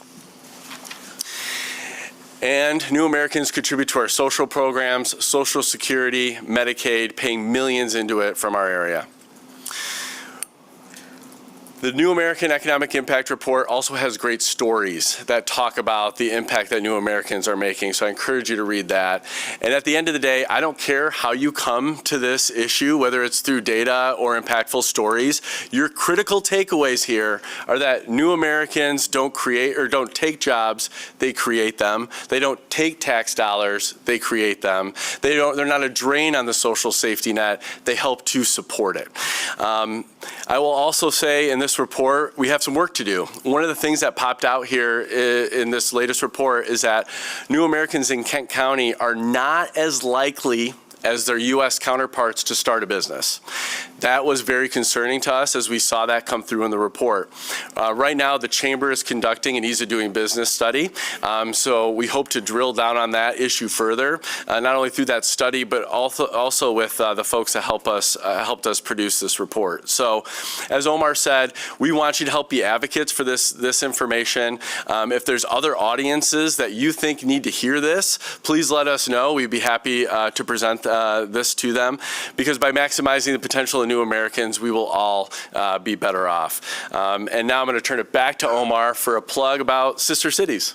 Yes, that's right. So we are going back to Mexico to visit our sister city in Zapopan, Jalisco. It hasn't been since 2019 that Mayor Bliss and City Manager Washington accompanied me along with some other of our partners here in the city. We are going back the 31st of October through November 5th with a calendar packed of meetings. We are taking a delegation that's 20 strong, representing colleges and universities in the area here, from medical innovation information to small business owners as well, all with the goal to not only share the great things that we're doing in Grand Rapids, but also learn from our counterparts in Zapopan and some best practices that we can bring back, along with some collaborations that we can engage with. Additionally, one of our topics this year is how to encourage tourism going back and forth and be able to share the news that Grand Rapids is a wonderful place to visit as well. And I'll take any questions. Thank you, Omar. Commissioners, any questions or comments? I know many of us have been actively engaged in this work for a number of years and appreciate our partnership with the Chamber. Commissioners, Commissioner Moody? Yeah, thank you for this report. I really appreciate hearing it, and I like the work that you're doing. My question is in reference to the business impact that you talked about earlier, not a number of immigrants are going into business. Would that be due to education limits? It was very surprising to us that nationally, immigrants are 37% more likely to start a business than their U.S. counterparts, versus the opposite being in Kent County. A little bit over 30% less likely to start a business. So some of the takeaways that we're looking at, obviously we're going to be engaging in focus groups to also make sure that we're hearing the voices of the immigrant business community. What we're seeing, though, some of the issues that we're seeing with our other entrepreneurs of color: lack of access to capital, lack of ecosystem navigation. There are over 20 entrepreneurial support organizations in Grand Rapids. This finding should be a wake-up call for all of us, that this work should not be siloed in one organization, but everyone coming together to figure out how collaboratively we can rise up the standards for how we serve a growing and diverse business community. I would just add that, looking at what the new business starts kind of following COVID, it's been amazing how many new Americans we've seen starting businesses, right? So when we got this data point, it was kind of like, whoa, we got to really figure this out. And we held a meeting with the Michigan Liquor Control Commission, I think last Friday, maybe the Friday before. And we brought some new Americans to that meeting to talk about how difficult it is to navigate some of the, and I use this term in the loving sense, the bureaucracy, right? And so how do we get more information in different languages? How do we make it easier, improve that customer service, maybe more case management? That's just one example, I think, of many things we could do to remove barriers. But that still will go back to the fact that, and to navigate through the bureaucracy, there has to be a level of education in terms of educating them to the system and the city in which they're in. And understand, you said something I think was very important: the lack of resources, the lack of economics in terms of finances. So if you're talking with individuals about entrepreneurship, maybe the lack of understanding is perhaps where you need to key in on. Yeah, that's a big one. Yep. And I'll add to that language access. So one of the work groups that we have as part of the Welcome Plan is addressing equitable access to services, and language access is at the top of that list. It's impossible to not only think about navigating in a new system in a new city, but also when there are limited language access points to be able to understand what you're reading as well. Thank you. Yeah, thanks. Commissioner Knight? Thank you for this breakout, and that's really interesting news to hear. Well, not really. Not really, right? If you live here, you see. But my question is around the small business retention specialist. I think that has been working since the pandemic over the past couple of years to try to help grow these businesses and get them established. And so where is the connection with that, hearing this information? And is that working? Is that not working? Is there more? Because I know I've asked a number of questions around, how many of those businesses have fallen off and why have they fallen off? And how come there weren't more supports that were in place to keep those Black and brown businesses running, as opposed to, we're starting a few different ones. And a lot of those are people in the same family. So they've learned how to navigate some of the stuff, right? But when you're talking about other organizations, if this piece isn't working, is that something we need to continue to do, or do we need to look at a different way to approach that? Because I thought that was the connector, right? Yeah, I would just say that part of the New American support that we've seen is due to that attraction and retention specialist, and been laser focused on that. And the people we've been having to help through the MLCC process is just one example of where that position is a big help and support to getting these businesses launched and supported as they start their journey. I've also seen firsthand how our retail attraction and retention specialist is working consultatively to address these issues as well. I've seen it with a new business that had a business in Granville and is opening their second location, has opened their second location here in downtown, and immediately connected with their owners to find out what is it that they needed, and already connect them to resources and grants that are available here in downtown. So we're not reactive. We knew that was coming, and we figured out how to make sure that we're ahead of it by trying to identify any needs that they may have as well. Thank you. I'll go to Commissioner Isasi and then back to Commissioner Moody and then City Manager. Thank you both for the presentation, and thanks for the work. I know there's also a lot of community members that are on a variety of these committees and work groups, so I know that's important, and it's, I think, great to live in a city that recognizes this, where I think other communities would like to blame things that are, growth and aren't happening. I know we're in a unique position. I couldn't agree more on some of the pieces around business supports. I think that the reality of the situation of capital needs is that we're not explaining the different types of capital that are needed. We had a meeting maybe a month ago with the SBA administrator. I think there's still a desire where individuals think maybe there will still continue to be free money grants that happened during the pandemic. And she was very declarative that was not going to be the case. And our financial systems, just like I think we've worked around our public safety system, operate differently here in this country. And so talking about the realities, we're living in, as you both know, as everybody here knows, costs are more expensive than ever. And so the cost of capital continues to be expensive. And so I think we need to have a better connected system for individuals who are doing smaller scale capital to, I read about the great, I wasn't able to go to that ribbon cutting, but for Fulton Street Dentistry, and Huntington Bank was part of being able to support that growth. Different capital is needed and not just one individual is needed. And I think we need to have, quite honestly, I think this is something that we're lacking as a community. We share one story over and over again, and there's so many other stories. And that's not to you guys, this is collectively, so hopefully you feel that. But we need to be clear about the types of capital that are needed. That capital is going to be needed at different points. The realities about interest rates. So I think, shout out to Ata. I've had this conversation with him multiple times at the chamber. Because there is a cost for organizations to lend that capital as well. So I'll look forward to future conversations to be a part of that, to understand, also to look at the investments that we're making with some of the dollars that we have specifically. I know some of those final ARPA dollars, I don't know if John was in the room, on economic development, really looking at how can we support construction businesses who are going to be engaged in the riverfront development. So I think that's something that we're going to be doing as a city to connect capital, more strategically. So that's my little soapbox, as some of you know. And also, I'll also note too that in this year's state budget and next year's state budget, the governor has put $75 million and now $19 million for community development financial institutions, and we'll be working on a revolving loan fund as well, so that money can be borrowed by these organizations that are doing this entrepreneurial ecosystem work. But we also know we have 2 potential CDFIs that are going to come online that have some, an additional investment. So what I'd like to see is we do need more investment in this community. There's always a need for more capital. How can we make sure that we're not doing the same thing to a small group of people, but we're doing that outreach? And I think sometimes we still have a scarcity mindset because we're still coming out of this pandemic. So how do we think with that growth mindset? So I think this report thinks about that, thinking about a growth mindset. So thank you both for the presentation today. Thank you.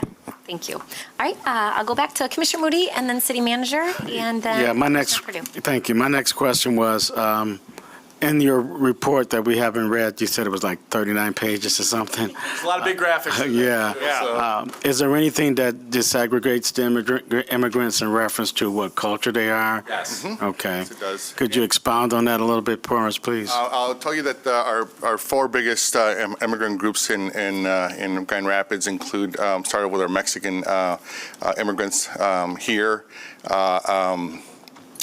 Fourth is our Indian community that has bumped a different group from the previous report. I want to remember second and third was Vietnamese, and then I can't recall the third group, but it is included in the report as well. I will add another fact though that was very interesting, that in Kent County there are close to 10,000 individuals who could qualify for naturalization. So these are our future voters. And so an investment in educating them on the process of becoming citizens could increase the number of voters and diverse communities. And one of the pieces of the study was that when individuals go through naturalization, the earning potential goes up as well. So it also increases the tax base. Yeah, thanks. And Omar, can you share the full report with the commission? I know it was, There's a QR code on the executive summary, but I will send the link directly. yeah, that would be great. I know I saw it when it was announced recently. Yeah. Thank you. Time's a little bit of a blur for me. All right, let's go City Manager and then Commissioner Perdue, and then we'll finish this up and move on to our next presentation. Thank you, Mayor, and thank you for the presentation. Look forward to joining the delegation to Zapopan. I wanted to reflect on just a couple of things, and certainly there are a lot of community organizations doing good work around this. So as part of the welcoming committee, and we continually partner with Bethany Christian Services around this work. And one of the things we did as a city organization and commission in 2022 was to focus specifically on some of the barriers to new immigrants from Africa, and specifically the Congolese community. And what I noted in several focus sessions that some of you joined me in is that they are extremely industrious and entrepreneurial, especially from work that was done in their own country. But when they come here, especially brand new Americans, it is hard for them to integrate into our system, the bureaucracy. But they are still entrepreneurial, and it's circular within the community. And so they are providing services to each other, supporting each other, and what they need is business support organizations to help them to both integrate within the normal economy and to scale. And so I think the next time we have our focus group with that community, what we've been focusing on, especially from the Office of Oversight and Public Accountability, is local government and understanding, your government. And I think now with this report, there creates an opportunity for us now to invite other partners into that conversation to help us to integrate them more into our community. And so we look forward to extending an invite to members of the Chamber as well as the Welcoming Task Force, and we'll make sure our retail specialist is also part of that. City Manager, I just want to, you're so right, Bethany, Samaritas, incredible, and we've had a great legacy of that work, resettling refugees here. I just have to shout out the Refugee Education Center. I went to their breakfast not too long ago. What they're doing after Samaritas and Bethany for the kids and the adults is incredible, and it's helping some of what you're talking about with that integration.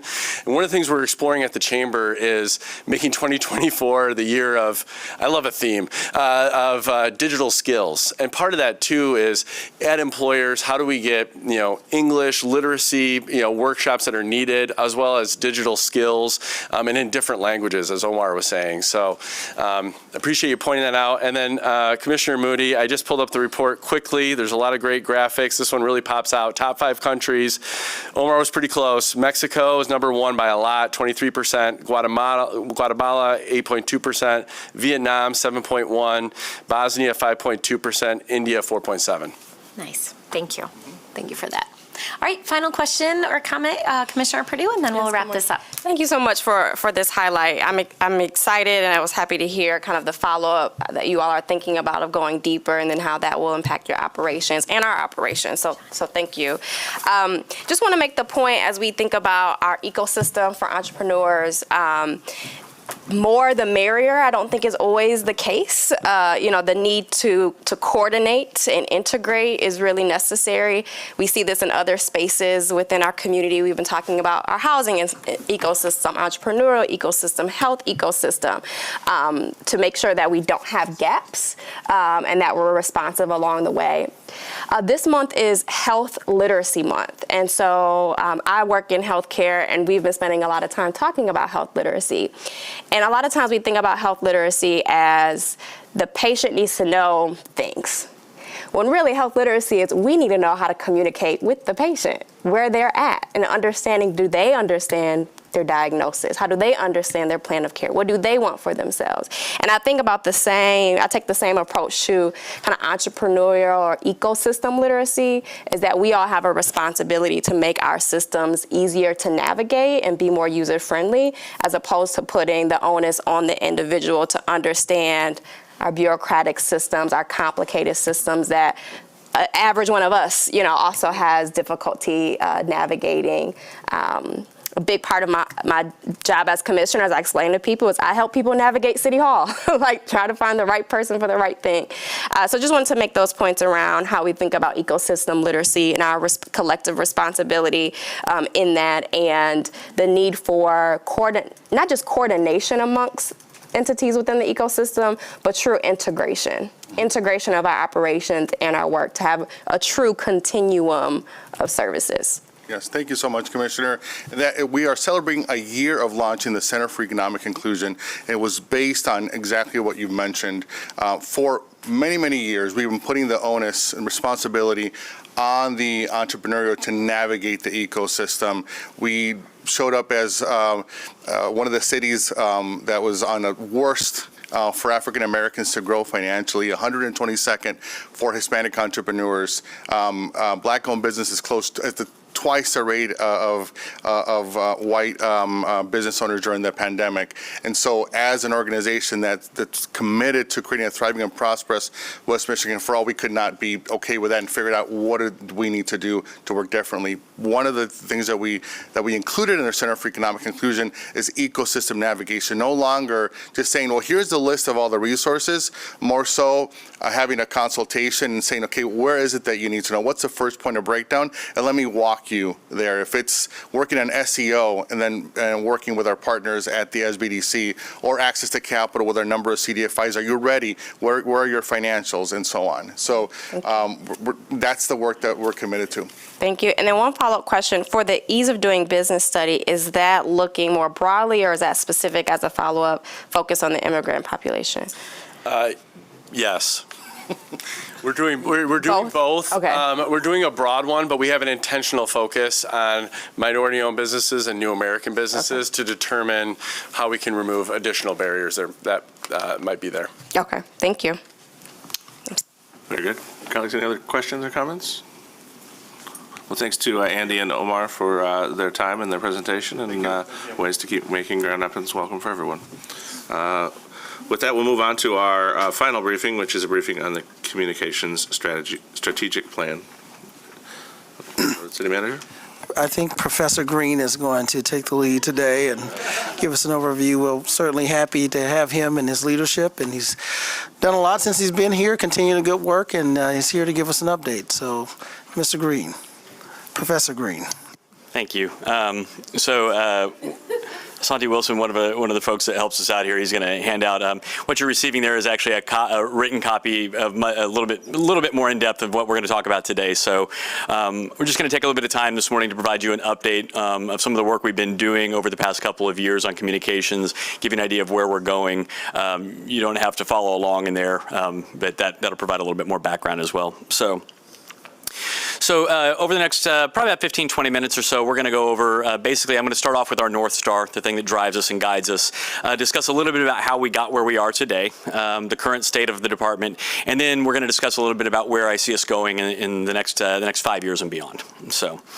I'll start off with our North Star. Any conversation I have around communications in the city, I start here because this is indeed what drives us and it's what guides us. This comes directly from the city strategic plan. This is the engaged and connected strategic priority. Its residents and stakeholders have an awareness of and voice in decisions that affect them and receive culturally responsive and proactive communications.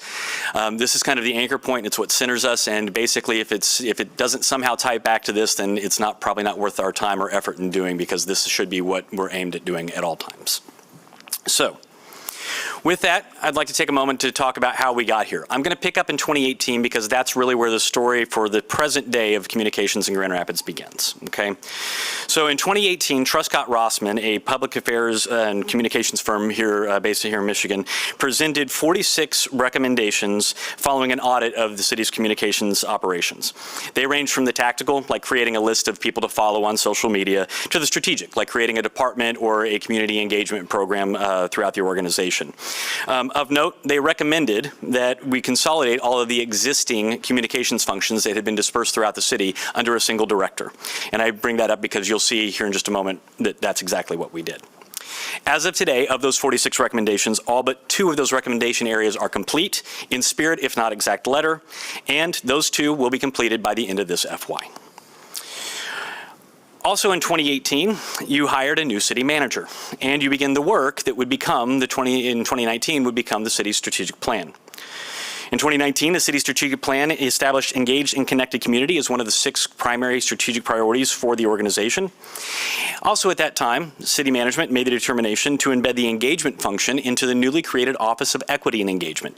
While this functionally disengaged equity or engagement from the communications department by placing it with equity, the 2 continued to work cross-functionally to achieve that engaged and connected community priority over the coming years, and we've remained and continued to work very closely together.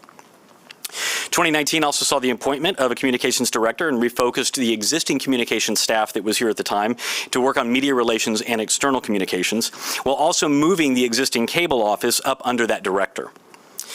In 2020, much of that initial progress was delayed by the pandemic and the civil unrest that forced the organization to shift their focus. Towards the end of that year, the existing communications director departed for the private sector, further slowing the adoption of those 2018 recommendations. A new director was hired at the end of 2020. That's me.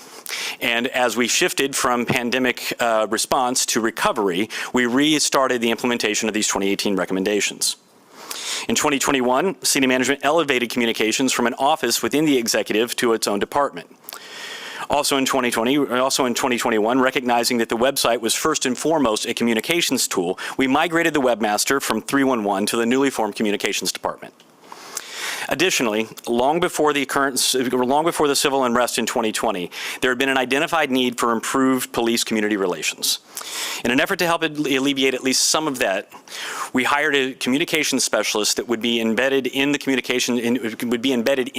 police department, but operationally responsible to the communications department. So this would be a career communications professional that I would basically employ, but would operationally embed in the police department and would take direction from the chief. This is something that I had done in other communications capacities in other jurisdictions before, and I had great success. Little did we know at the time that this person would become instrumental in our ability to respond to several high-profile and significant events over the following 18 months. In 2022, we moved the senior graphic illustrator into the communications department, and this completed the substantial reorganization that was envisioned under the 2018 recommendations. We implemented the first of our new foundational policies that was related to social media, as we documented and began to formalize some of our longstanding practices. And that brings us to this year. As part of the FY24 budget that began in this past July, city management provided funding for, and you approved, a strategic marketing communications position and the funding necessary to do that work. I am currently reviewing 128 applications that we received for that position. So I've got some work ahead of me, and it's taking some time to get that person on board. Also, as part of the FY24 budget, I actually lost that GRPD communications position. She had performed so well over the 18 months that GRPD transitioned that position under their umbrella, and the department now has their first full-time, non-sworn public information officer in their history. Now, while the department's taken that position over and it's moved over, I still work very closely with that individual. And our relationship and partnership, along with our fire and our emergency management counterparts, remains a foundation cornerstone to our ability to respond to crisis and significant events. So although we've moved administratively where that position is, it does not change the relationship we have or our ability to work together. Finally, with the departure of the Office of Equity and Engagement Director earlier this year, City Management has decided to reassess the relationship between communications and engagement. And as of last month, the Community Engagement Manager is now co-located in the office basically in our office. We're co-officing now in an effort to assess how we may find some efficiencies and find a better working relationship. So, with that, this is the current state of the department. You'll see that I'm authorized 7 full-time employees. 6 there are in orange, and those are the positions that were basically reorganized over the past several years to come under that single directorship.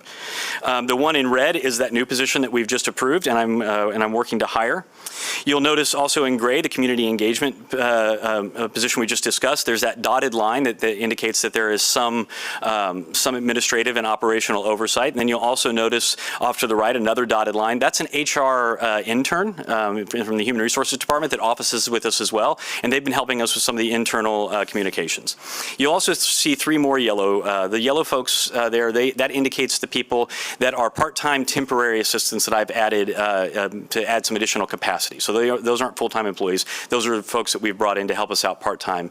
Most of them are about 20 hours a week. So, and then just to give you an idea of where we stand, I found some similarly structured communities in Michigan to go along with us. You have Ann Arbor there, about 120,000 people, population about 120,000. They have 14 FTEs. Sterling Heights, about 130,000 population. They have 8 FTEs. So I'd say relative to our city size and the staff that we have, we're doing a pretty good job. But we can do better, and that's where I want to turn next, is where we're going. So the 2018 recommendations have guided us pretty well so far. And gotten us pretty well along.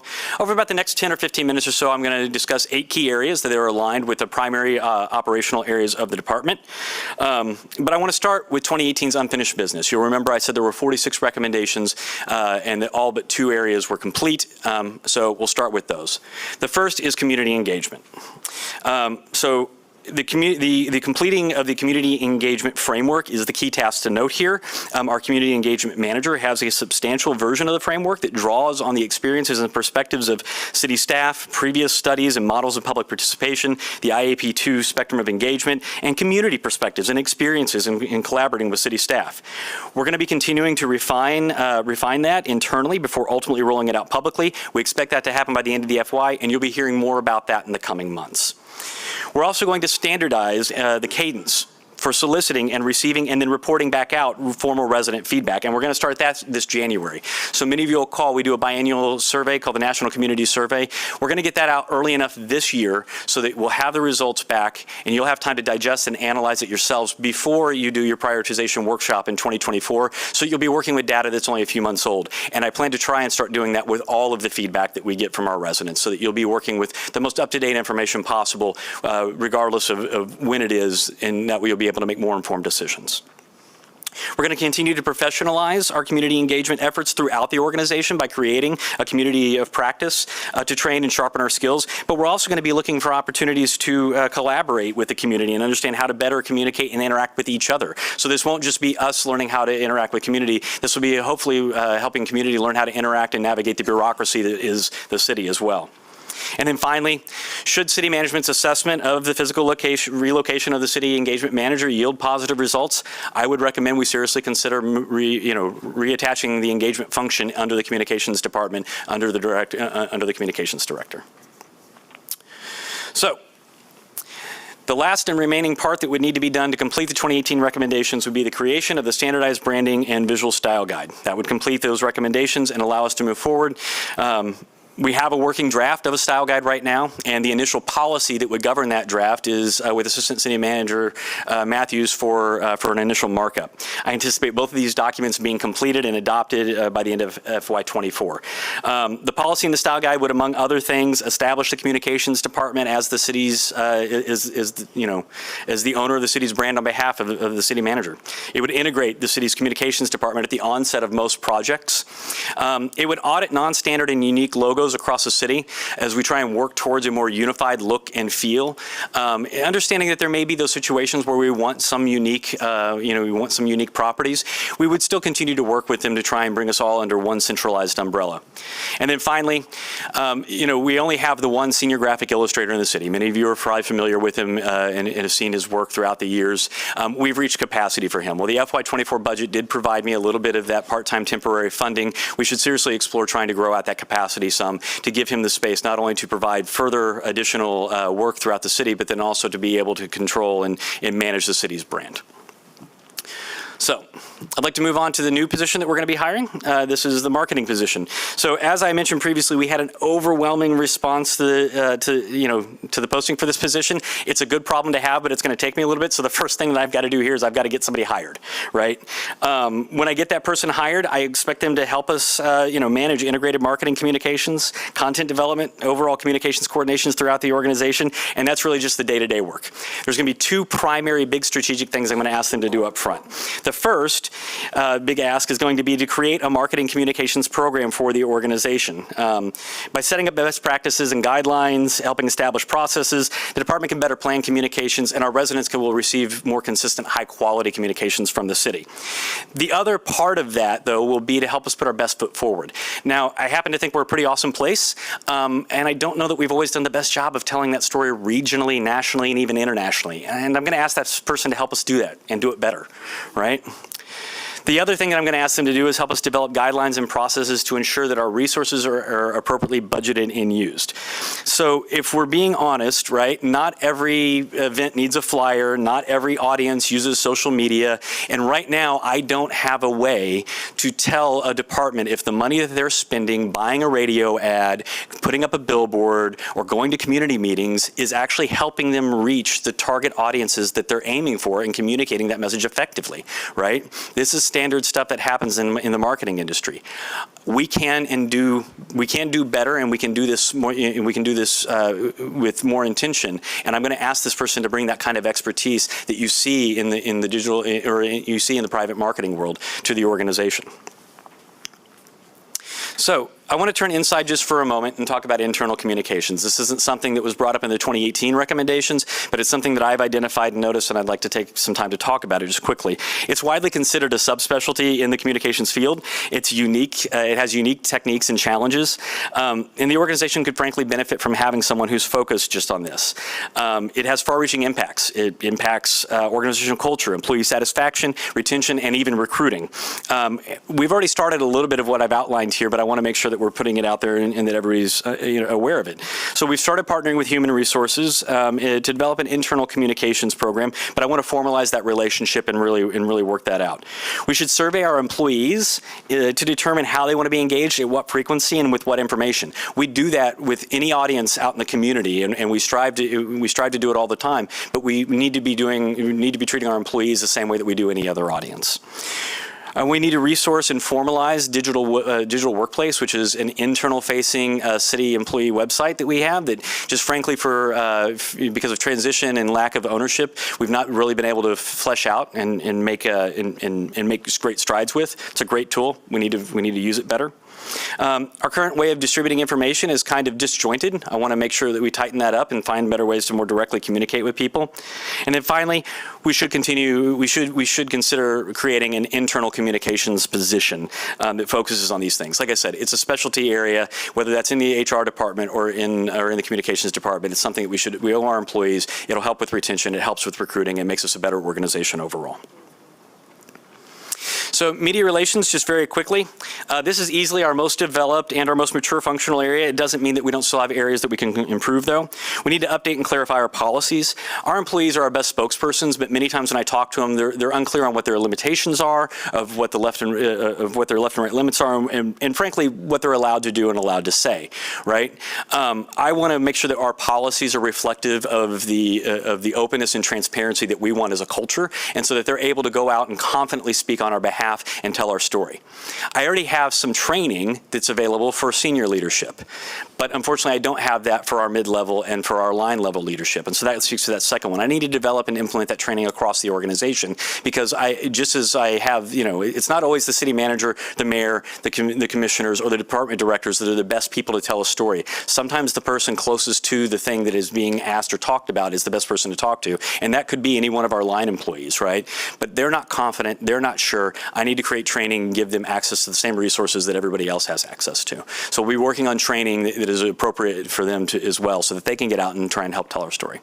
And then finally, maintaining those professional relationships with our news organizations only ensures that we're getting accurate, clear, and contextual coverage that makes sure that our residents are, are better informed. So flipping over to social media. So in the past 20 years, social media, it's become increasingly complex. It's matured into a communications platform entirely its own, right? It's no longer just a nice to have thing where you slap pictures on there and you talk to your friends. In fact, it's increasingly become the go-to resource of information for most people. We've made some pretty solid strides over the past several years due to some very intentional investments in time and energy, but we should do better, and we can do better. We need to better monitor comments and engage with social media with users on behalf of the organization. The thing about social media is it's supposed to be a two-way platform, and we don't always take advantage of that.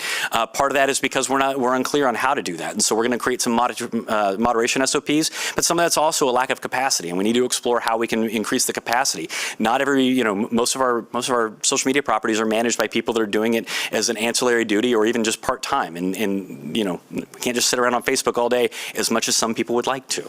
So we probably also need to do a better job of taking care of our own home, taking care of our own house first by assisting and advising our departments that have those approved social media properties on the best way to use them. Some departments are using it very, very effectively, some not so much. And we need to make sure that we're resourcing and providing those tools. We've made some strides in that area. We need to formalize that and resource it better. We need to develop a measurement program, because right now we're doing things and we think we're doing a pretty good job, but I can't point to any specific metrics that would tell us that. And it's a little more complex than just trying to chase likes. We have to be able to, we're an organization that connects people to services, and so we really need to drill down and decide what are the appropriate metrics and what does success look like for us, not just what does it look like for social media generally. And then finally, in order to be able to do all that, we really do need to look at adding full-time capacity. Social media is here to stay. We need to treat it as one of our primary pillars in our communications channels. And speaking of here to stay, so you'll recall that I said that the website came to the communications department in 2021, and I believe it's finally in its rightful home. Over the past decade, the city's website's been managed by no less than 4 people in 3 departments. That's led to some inconsistent development and some irregular upkeep with varying degrees of long-term vision, and none of that's a criticism. Each person that handled it was doing what they thought was best at the time. What this has left us with, though, is this has left us with a website that, while sufficient, is not optimal. There's 2 things that we can do to make it better going forward. So the first thing we need to do is update our governance framework. At present, the website has no real firm policies or procedures that govern in the organization's use of the technology itself. The content management on the site is decentralized, with each department deciding what they're responsible for and what information gets placed on the site. And creating a governance framework would provide better consistency and direction, meaning that we would have a better idea of what we're looking at. Second, a redesign. The current implementation of the site is dated and does not take full advantage of the current technologies and capabilities of the platform. While most people think of a redesign as the visual look of a site, it's actually much, much more complicated than that. It's more like renovating a house, right? You've got to put in new wiring and new plumbing along with updating the paint in the cabinets, okay? So this is a really, really complicated process, and it's only getting more complicated by the day. In just the past 8 to 10 months that we've really been seriously talking about a redesign, the AI revolution has started, and it's not slowing down. Every single single day, this is getting more and more complicated, and it's going to get a little crazy. It's going to get a little hairy, but it's going to be, the good news is I think we've got the right person in place, and I think that we're going to be able to do this in-house. We might need a few additional resources, but this is something that I think we're going to be able to do. We're going to be able to make the website something that is truly useful and intuitive to our residents and visitors, and take us into the future. And the technology is there, and we're going to be able to leverage it. And so as I finally close out here, I just want to talk finally about video. Coming out of the pandemic, we maintained a practice of streaming on YouTube and Facebook all of your standing committee meetings, the committee of the whole, and the commission meeting. We also added public safety and the economic development planning team. And then when you combine that with the other key offerings that we do, like the Civilian Appeals Board and the Planning Commission, we currently have streaming access to more than 60 hours of meetings on average a month. And that's a lot of meetings, but that's not even remotely all of them that go on in the city. I want us to explore growing out that family of meetings that we continue to provide and stream out so the community has better access. It's a transparency issue, it's an openness issue, and it just makes accessibility to what the government's doing easier. Speaking of meetings, we're going to be integrating in the video aspect of the new agenda management system. And frankly, this is just kind of a nerdy thing, but if you're the kind of person that really likes to watch meetings and really get into the meetings, it can be kind of frustrating if you only care about one or two items.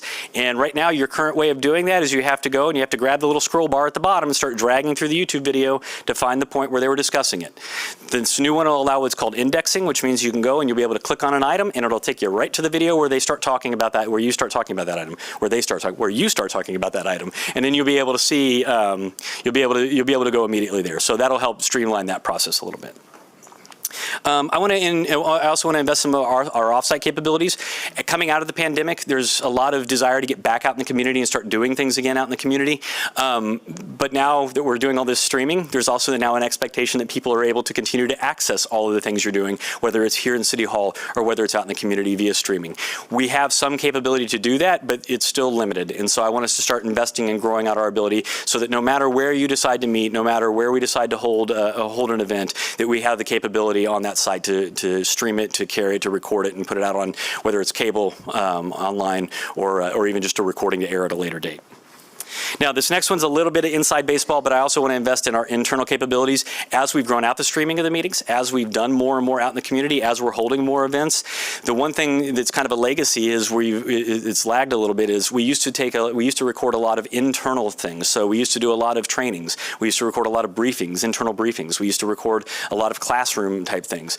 We've had to prioritize, and we've not always been able to support that in the ways we can. The good news is, I mean, this camera is already more powerful than the one that I started with 35 years ago when I first started doing video, right? And so if I can take and train people internally how to do that themselves, we can empower our employees and the facilitators of the various trainings and so forth to record their own trainings. We can loan out equipment. We can teach them how to take the recordings so that we can empower the organization to have that. We can make the investments in the material and the time, and then that way that they're able to do that with increasing the capacity. So, sorry. And then finally, language access.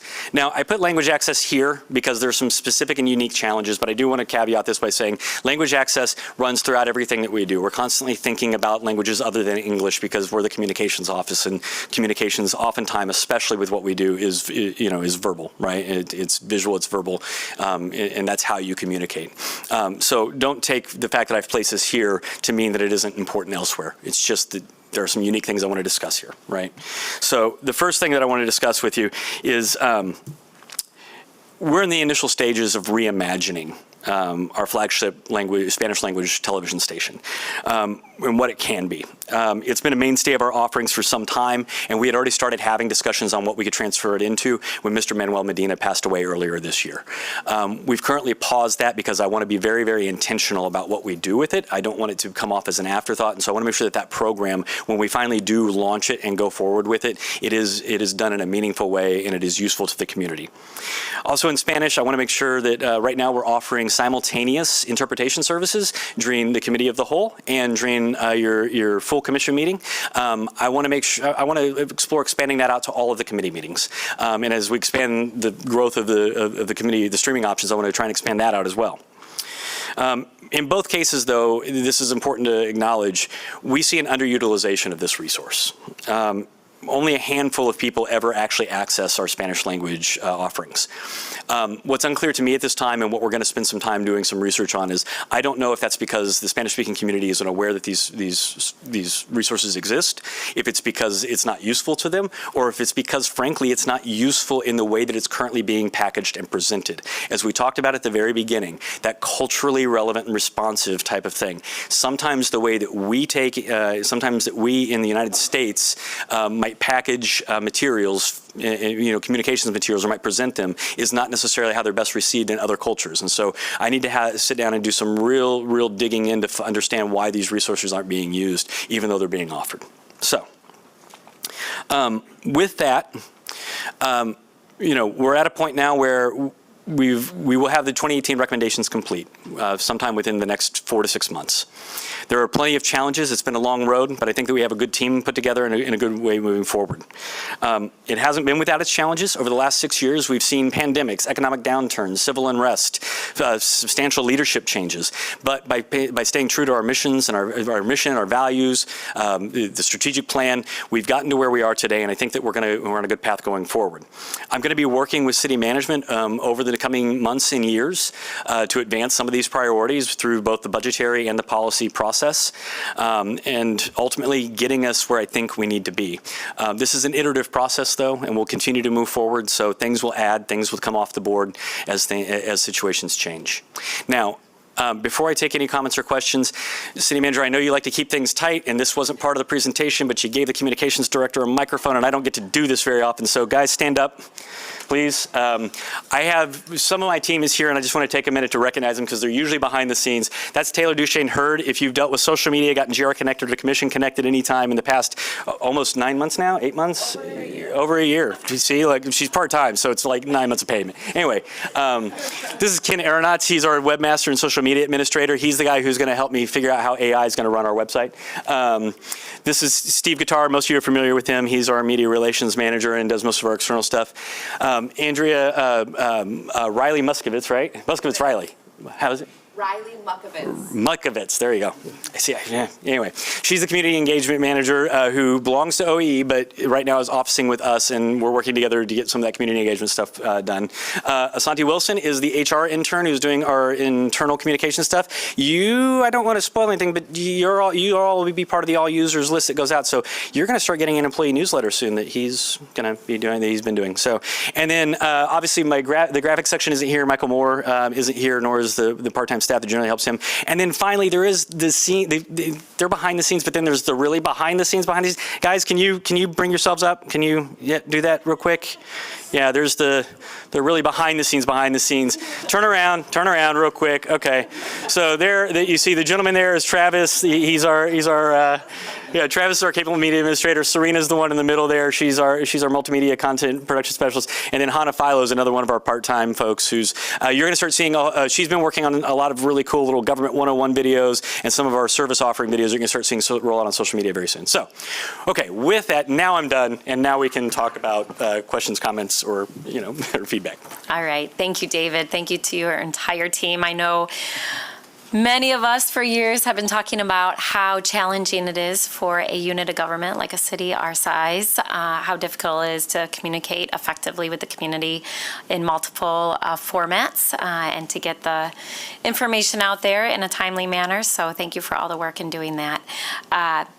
I will turn it to City Manager. Did you have anything to add before I turn it to my colleagues for questions or comments? Sure. Thank you, Mayor. I do want to thank David and his team, both visible and those who are in the production room. Felt like I was at an NFL game when they were giving a shout out to Duke. I also want to recognize Assistant City Manager Doug Matthews, because much of this has been part of his vision as well, and taking it and running with it and empowering his team to implement it.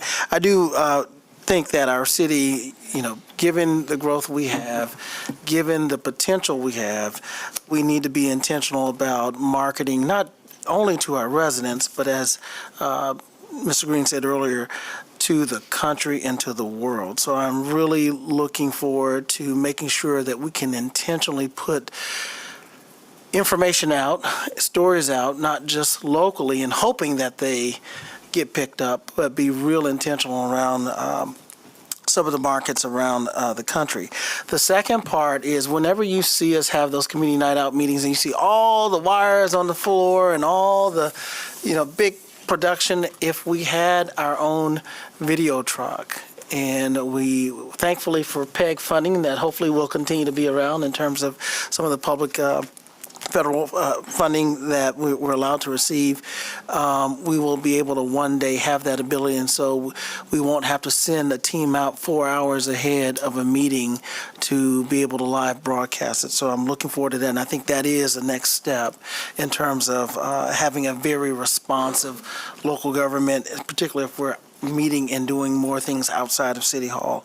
The other part I'm really excited about, and he didn't go in a lot of detail, but I know he briefed me, and I remember Mr. Matthews, is about having a formal briefing room, like every other City Hall where media could stage and brief, et cetera, and there will be some transformation in one of our facilities on the ground floor. Yeah, and I just kind of passed over that.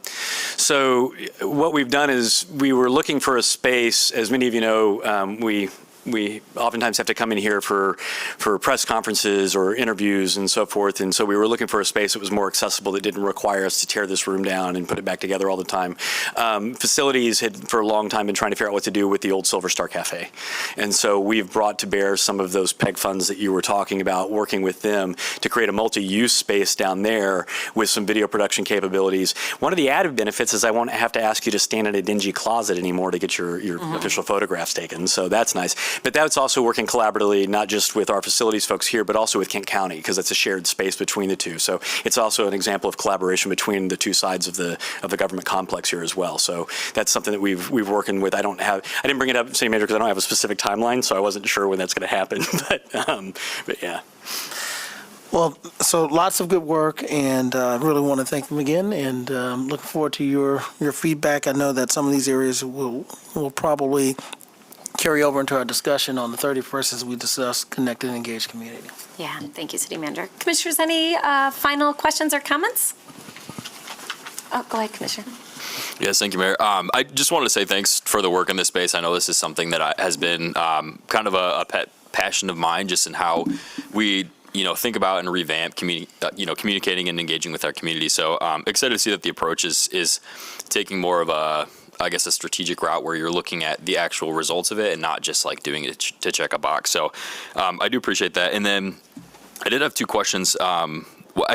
Is there going to be a certain cadence around getting and receiving updated, suggestions when it comes to this? Because I think as time goes on, the communication and digital landscape especially just evolves so quickly. And I was just looking it up, and back when you would have received the past recommendations in 2018, TikTok hadn't even existed in the U.S. or was just becoming popular. And so I think that just goes to show, how quickly things can change. And so I guess question one is, what will it look like to have updated guidelines on a regular basis?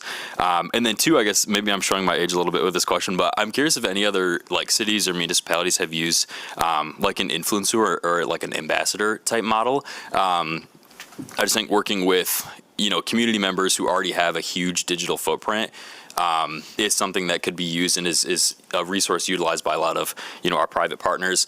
And so I'm not sure what it would look like, or if other cities do something like that where they partner with other community members to utilize their footprint. Could be something just to look at. So. Sure. So, in answer to your first question, you'll notice I'm always very intentional when I design things like this to stay away from specific platforms. And that was one of the mistakes. I think actually, if you look at the 2018 recommendation, they were very specific about finding people on Twitter or doing this on Facebook. And so, to me, I try and stay at strategies and let tactics. Tactics are malleable. Strategies are kind of more long term. And so we're always reassessing in the office. As a matter of fact, that's why very much I take kind of a two-prong approach to this. We have policies that say and empower that the city manager will sign and say this is the thing. But then the document itself, like visual style changes. So we're going to have a policy that governs the graphics, but the style guide itself will be a document that we can update on a regular basis. In terms of using influencers, we actually did that during PBGR. So the folks from PBGR, they went out and they found some people in the the community that use some of that. So I don't know that I would use it just writ large and like keep a group of people on retainer. I think that that's probably more of a campaign specific thing. And that's something that I'm hoping a marketing person would actually bring to us, is some of those kind of strategies when it's appropriate, when it's not appropriate. It's also kind of sometimes a little weird for a city to, again, we're a city government. So in the appropriate context and the appropriate time, I don't know that, tax time is when I want somebody to, an influencer to go out and try and convince people that taxing is cool, so that, but that's more of a strategy that I would, employ in a campaign that might be useful. So I've seen it done. We did do it here locally for one very narrowly minded thing. It worked okay. And so it's something that's definitely on the board. Yeah. Sorry, I'll just jump into, I almost think it would be interesting to have kind of like a retained list of, communities. I think, especially with as diverse as our community is, each of those communities have people and leaders that they look to for information. And I think it might be a miss on the city's side to not utilize those for things like events or for, I don't know, just updates around even construction, if it is like letting people know that businesses are going to be closed, or certain roads are going to be closed. So I guess just I understand the limited use of that and being a little bit different than some of our private partners just by nature, but I think it is something certainly we could look at just to enhance our connectivity. Yeah, and I'm sorry, I think I misunderstood. So when you said influencer, I was literally thinking more in terms of the broader term of an influencer. We have we have distribution lists that we send out to community leaders of a variety of types, not just elected officials and appointed officials, but even just some of our faith-based organizations, some of our business organizations. So we send out all this kind of stuff all the time, and we're tagging organizations constantly and so forth. So we do that. We maybe can be a little more intentional about asking them to be more intentional themselves and sharing that out. So it's getting provided to them, but maybe the follow-up would be helpful. So sorry, I misunderstood what you meant by influencer. That's okay. No, thank you. Appreciate it. And I'd also remind you that you're all influencers too, so please continue to share everything. All right, final question over here, I think, or Commissioner, did you have a question too? Okay, a couple more. Okay, so Commissioner Isasi, and then Perdue, and then, okay. Okay. I'm going to try to do David Green minutes, words per minute, but I don't know if I can. I just want to say, too, I remember before I was on commission, and this was a conversation that you all were talking about, like how do we make this investment into some communications, and it's absolutely amazing to sit here and kind of get a full report. There were so many things that we've talked about that you have implemented, and I think one of the most important things I want to continue to uplift is during the pandemic and during, quite honestly, I think the realities of where we're at as a community post Patrick Lyoya being killed, we needed to make sure that we were communicating in different ways. And so real big kudos to your team. Those were some really hard times. And there'll be future hard times. But what I appreciate is that you all worked to make sure that we can never prevent full misinformation, but I do think misinformation is something that we have to combat as a public entity. And so I just appreciate that. Some of us have to do it on the dais. Some of us have to do it, after different pieces, because I see how people seek out information. And so I just want to recognize the really good work. I appreciate especially the work on the language access. I think you're right, and think we know it's underutilized. I ask that question every time we get together, like how much is being utilized? We offer it, but is that enough? My thought would be, how can we connect with, and to Commissioner Robbins' point, are there other people who are better to be that trusted member, and we connect with them in different ways like we do for a variety of other things around the city. So I will end my comments there and just thank you to the entire team, and nice to see everybody behind the scenes too. Yeah, thanks, Commissioner. Commissioner Perdue? Good morning.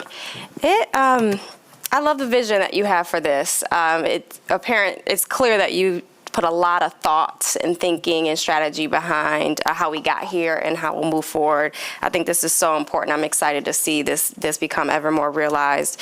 I really am excited about just kind of reflecting back on much of what you shared is a process for receiving and reporting on formal resident feedback. We get through so many different channels, and the 311 dashboard, my inbox, the list goes on and on. Our meetings, and I've heard other folks say, like, is this a pattern? Are you hearing a lot about this? And so I can see a lot of benefit for me as a commissioner, as well as the public, by having kind of a source of truth around that. Curiosity, though, when you say formal resident feedback, tell me a little bit more about that qualifier of formal. So as I envision that, when we say formal resident feedback, those are those opportunities where we're reaching out and we're engaging and we're doing, like, say, the National Community Survey, where there's formal opportunities for feedback. So we're reaching out into the community, whether that's an end of service survey that you fill out, whether that's something that comes in your electric bill is something that we've asked you to scan a QR code. So these are structured, formalized ways of gaining feedback. Okay. This isn't to replace or try and silo people in, because you're right, those informal ways of feedback, they should still be emailing you. They should still be calling 311. We want that feedback as well. Mm-hmm. These are more of those structured, engaged feedback and structured engagements. Got it. Yeah. That's great too. So thinking about the social media, I thought your comment around social media should be a two-way conversation is interesting. They say don't read the comments, and I often go back and I read the comments. And, there are typically a certain set of folks who kind of constantly tune in and comment, and some folks have really great questions or really great points, and I don't know if I'm the right person to respond to. So I'm glad that you're thinking about that, and I do think some sort of spokesperson piece could really help that that informal communication, that two-way communication. I think as institutions we pass around information a lot.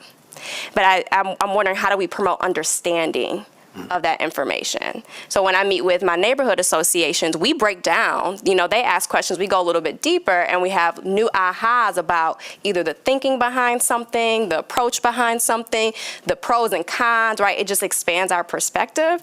And I think about folks like that who are rooted in community, but who also have like a foot in community, a foot in City Hall, and who can traverse both worlds. How can they help us communicate so that we're not just, it doesn't look like we're co-opting the message. Mm-hmm. We're authentically supporting folks in their messaging and kind of have that win-win.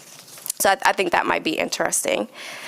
On the video piece, I think having streaming and having recording has brought a lot of value. And I also want to caution around expanding that streaming services to ensure that it's done in a way that is data-driven, but also is sensitive to the folks who might be participating in those meetings and the purpose of those meetings. I think most of us been on a call and say, is the recording still on? Right? Not because we're doing something inappropriate, but because we want to have a real conversation about these big issues that are really nuanced. We want to share understanding. And you think about the backdrop of divisiveness, of cancel culture, of power dynamics, and we're often very careful around that. I think about some of the conversations we had when I was on Community Relations Commission.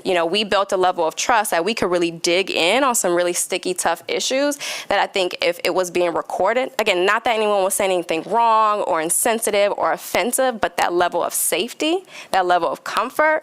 I think if we aren't careful, it's actually it could potentially impact public dialogue in the way that we didn't actually intend. So some things to think about as you think about that strategy, and I think for us to think about up here as well. Earlier I talked about kind of health literacy, entrepreneurial ecosystem literacy. I kind of see the same thing with governmental literacy, governmental system literacy. How do we talk to people the way we would explain stuff to our mom, right? Or to our friend who's not in this world professionally or even personally every single day? I think that is like the crux of how do we communicate in a way that folks can really understand as opposed to just receiving information. And then my final point, particularly as we think about videos, well, one, I would say I've gotten really great feedback about the Commission Connect newsletter, and specific feedback around the tags on YouTube where you can go to the specific part of the agenda that folks are interested in. So love that. As we think about video and access and coverage, I would love to see more coverage at the neighborhood level and the ward level. So we have our vlog for the city that the mayor does. And I think it would be beneficial to third warders, for example, to hear from their third ward commissioners about what's happening in the third ward. All right, we've been going in that direction with Commission Night Out and a lot of our communication, and we talk about issues in many ways as ward specific, but I think our communication could benefit from following. So if I'm a third warder, a first warder, I can get information from my representatives that are specific to me, that engages me in a different way than I think comes from kind of the full institution. That makes sense. So I would love to see that included in a plan. I've talked with a number of constituents about that, and they're really excited about the idea of having more coverage coming from their specific ward representatives. Thank you. All right, thank you. Commissioner O'Connor? Thank you, Mayor. Yeah, just as you think about updates to things like the website and to social media and how artificial intelligence plays into play, I think one thing that I've noticed is, I love our 311 system. I love the ability of a resident to reach out with a question or concern, or to, even email one of us or call one of us, but like how you integrate some of that customer management functions into whatever future technology that, that if someone calls because their trash didn't get picked up, how to make sure that that is integrated into all those solutions so that they can be captured, connected. And, I think even if we get an email, sometimes it's like we send off an email to a bunch of people in a bunch of different departments, and like being able to integrate that into something that's both trackable for the commission and the administrative staff, but also the end users of the people making those complaints too. It's a conversation that's already been happening. So. I understand that wasn't quite a question, but I couldn't resist, kind of following after my mentee here, I couldn't resist the opportunity to come to the mic. So we're actually having some conversations specifically about that, and there's some pilots that are right on the horizon. One of those is evaluating, and you may have seen this on the website already, we're doing a pilot with natural language AI. To change the way that we deliver search, and it makes a pretty remarkable difference. So we're now engaging a conversation on how we can utilize that same technology to do a better job of processing both voice requests that come in via 311, but some of the other requests, so that we can better address those things. Those are some active conversations that we're having right now to figure out how we can better streamline those processes. The last one I'll mention is specific to the last thing that you mentioned, which is you all get a request, you forward it to 9 different people, and wait to find out if there's been a result from that contact. We are designing right now a system that's effectively going to be a CRM specifically for council or commission requests, that's going to allow us to, if you send it to us, to tag multiple people and then track that to conclusion, and you all will be able to see that thread, so that you understand where it comes in and when it gets to closure, rather than relying on whomever the last person was that was responsible for it closing that loop. So those are some things that we're having conversations about right now.